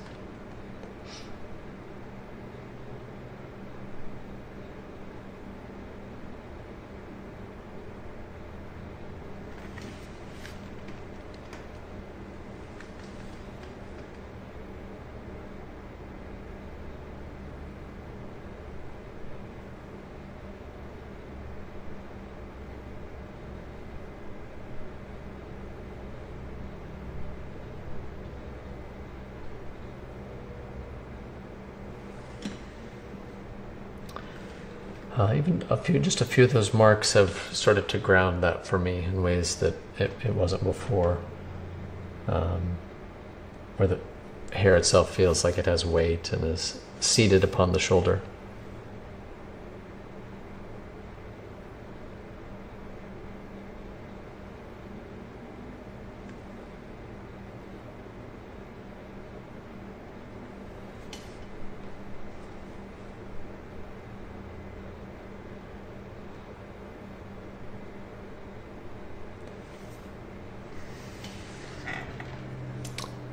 Okay, I've certainly exaggerated the color, right? I mean, I've added so much more red to it, but I don't think I did it so far that,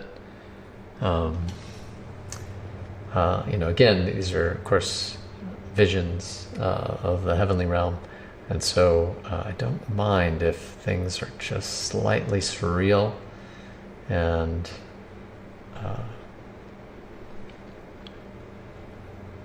almost like if you've ever read the Chronicles of Narnia, and there's that moment in The Magician's Nephew, and where Diggory, he brings back the apple from Narnia for the first time, and Lewis describes the apple in the room as being so much more vibrant than his home in London, I think. That's where they were from. And this apple, having come from this other world, just has this intensity that nothing has in this world. Beautifully written, Lewis. Those sort of things are so beautiful. They make me very emotional. So, when I'm painting, I like to exaggerate just a little bit, especially the heavenly realm.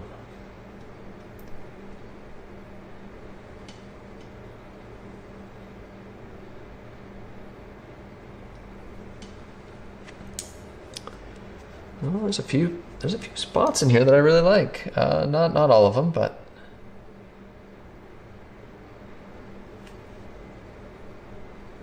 and then just becomes, now we're playing the game. How long? How long do I keep fiddling? There's some energy here that I'm satisfied with. I'm not as satisfied here, and I think it just may need to probably get a little. One other thing I'll do oftentimes is I'll use my hand just to cover up an area, and I'll do so just to imagine what I want to see is does everything look better on the whole as if this whole were in shadow, but then yet this kind of comes forward and falls down the shoulders.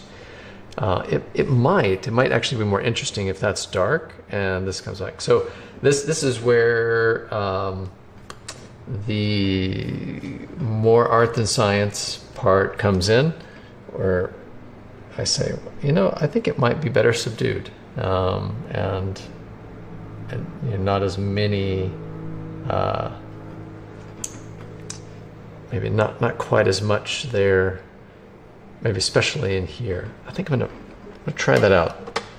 So let's ruin the work I've done there and see if it improves things. I'm gonna make a mark straight through it. This is gonna be just an intuitive mark, just like that. Set that back some.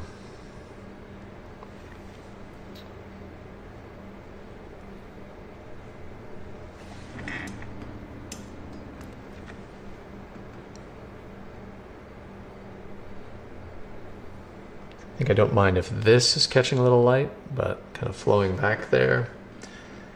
I don't know. I'm undecided. As is much the case with any of these things, right? You're trying to make your best guess as to how to make a painting successful, when to stop, what it might need.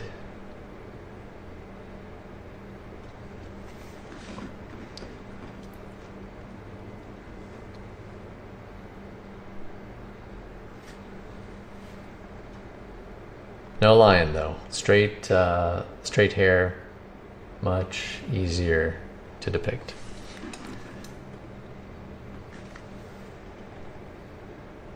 Even wavy is not too bad. Curly though, that's a unique challenge. So what I'm doing now is I'm just trying to find a few areas where I see, oh, that's a lot darker, because we're going to need these this depth of like, okay, some lighter values coming forward, some darker values receding, and we want to create depth in this object that we're trying to keep together as a whole. And so, yeah.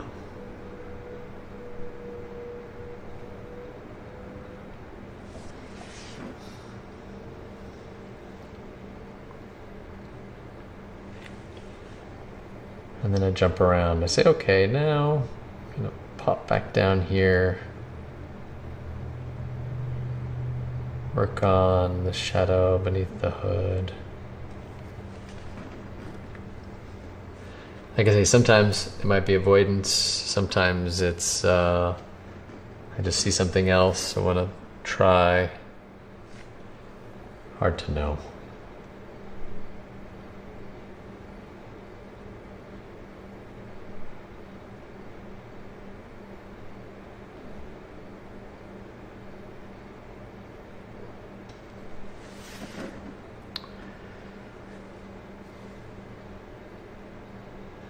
Still adding some dark values in here where I see them.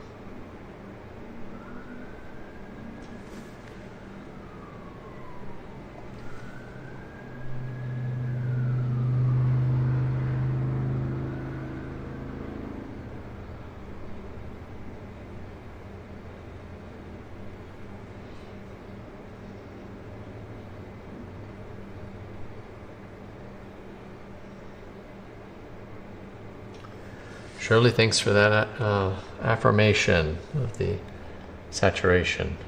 Thanks.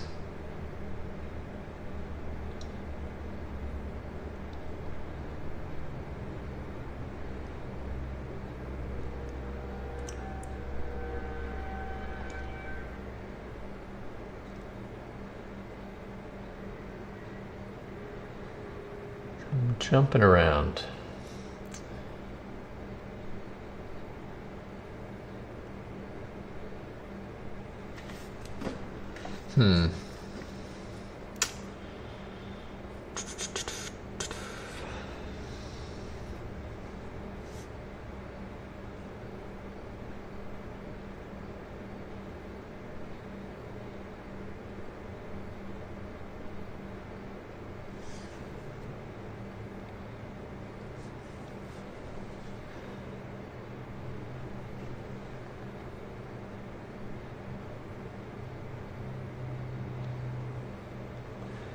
I think I need just a little bit more up here.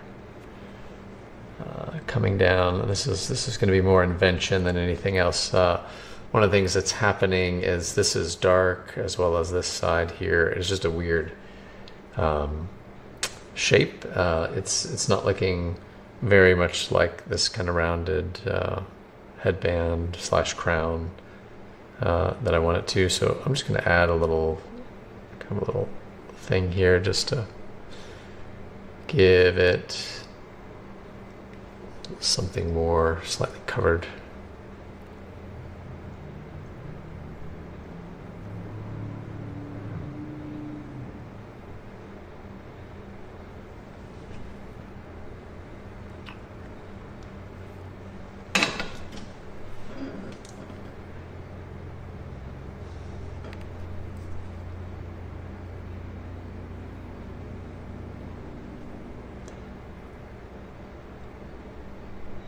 A little darker in just some of these areas. Get some of the exaggeration.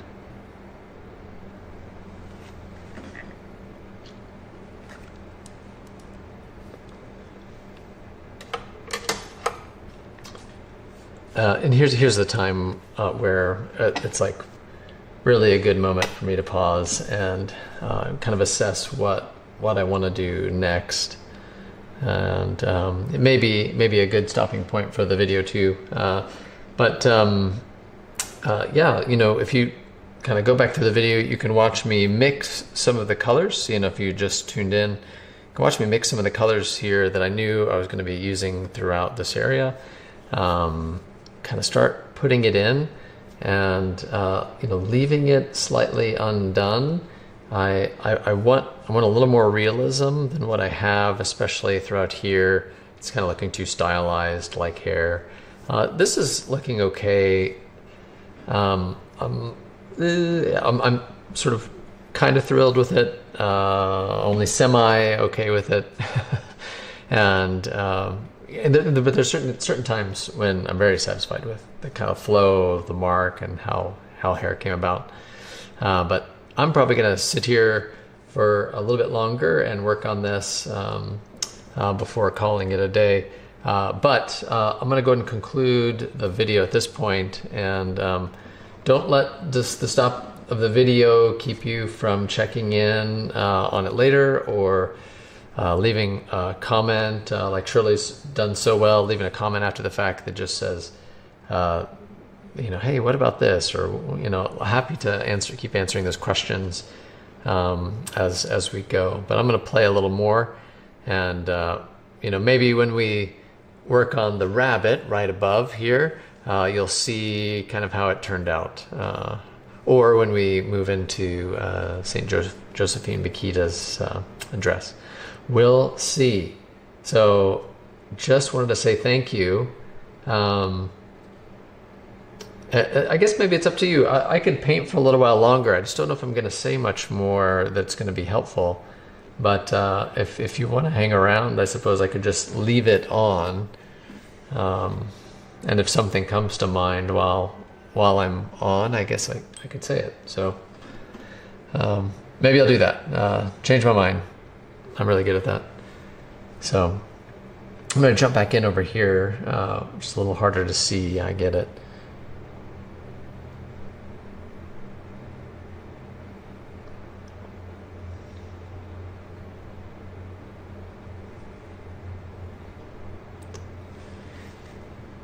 I think part of the thing that I was disliking over here was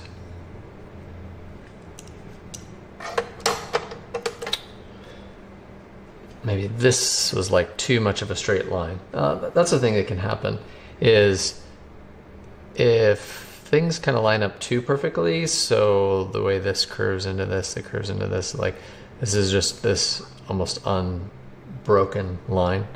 Sometimes you really have to just break that up. That can help make it look a little more natural. So I'm going to try that. Let's break it up a little bit more, curve this in some, and then put some of this back behind, or at this point we're painting on top, but pretending like this goes a little farther and we're just seeing one little thing of hair go right there. Sometimes, like maybe I'll have to make a move like this. So this is me just trying things, right? Just heads up.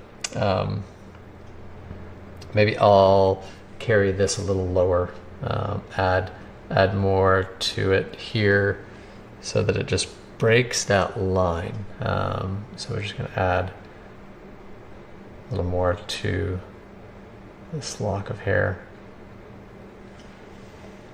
so that it just kind of breaks up this straight line. So we subtracted a little here, we've added a little here, and I think maybe it's hard to tell. I might be able to adjust this just a little bit. This edge. Try to get at it behind it.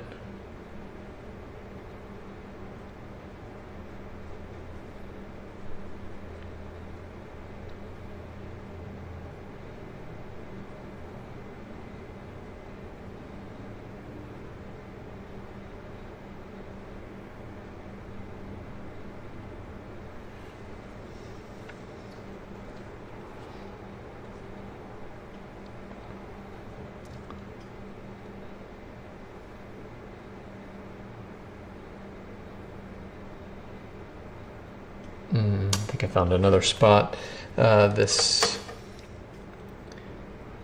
So I think this whole curl here just became, again, another little too perfect. So if I carry this shadow a little shallower, turn it here, and bring... Isn't it interesting? So I'm trying to find the ways in which I had a tendency to make it more regular than not. Just create a little bit more.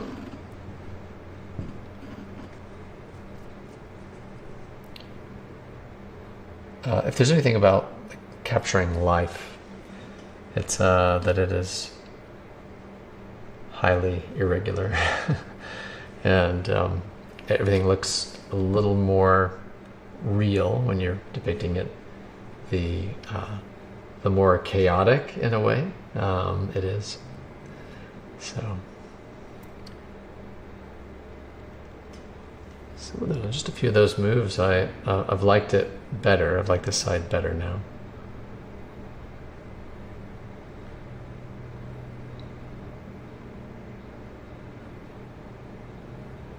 And I might like it better too once I have something over here. That might be part of the problem.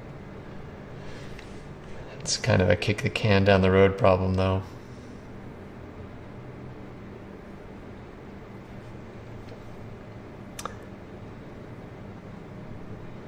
I think this a little deeper red flowing into this, maybe.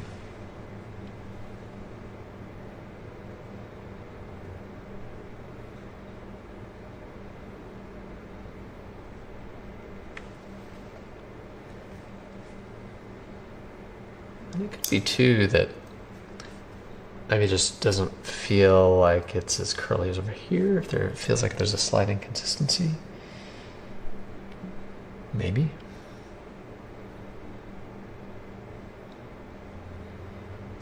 Just a few more of these that I already see. So right, I already see some of these marks. So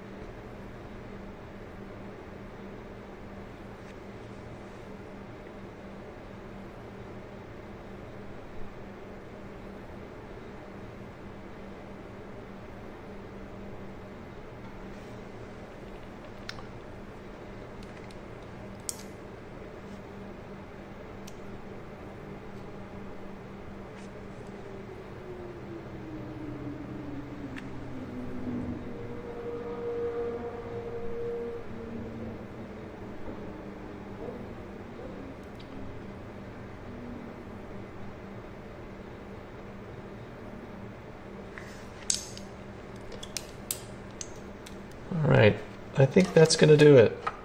Thank you for hanging out today. Thank you for asking all the great questions and keeping me company while I paint.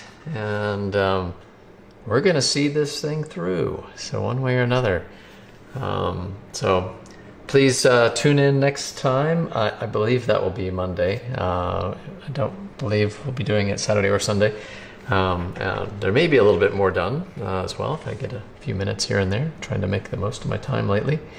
but probably Monday morning stream as I get back into the studio. So thanks so much. We'll see ya next time, and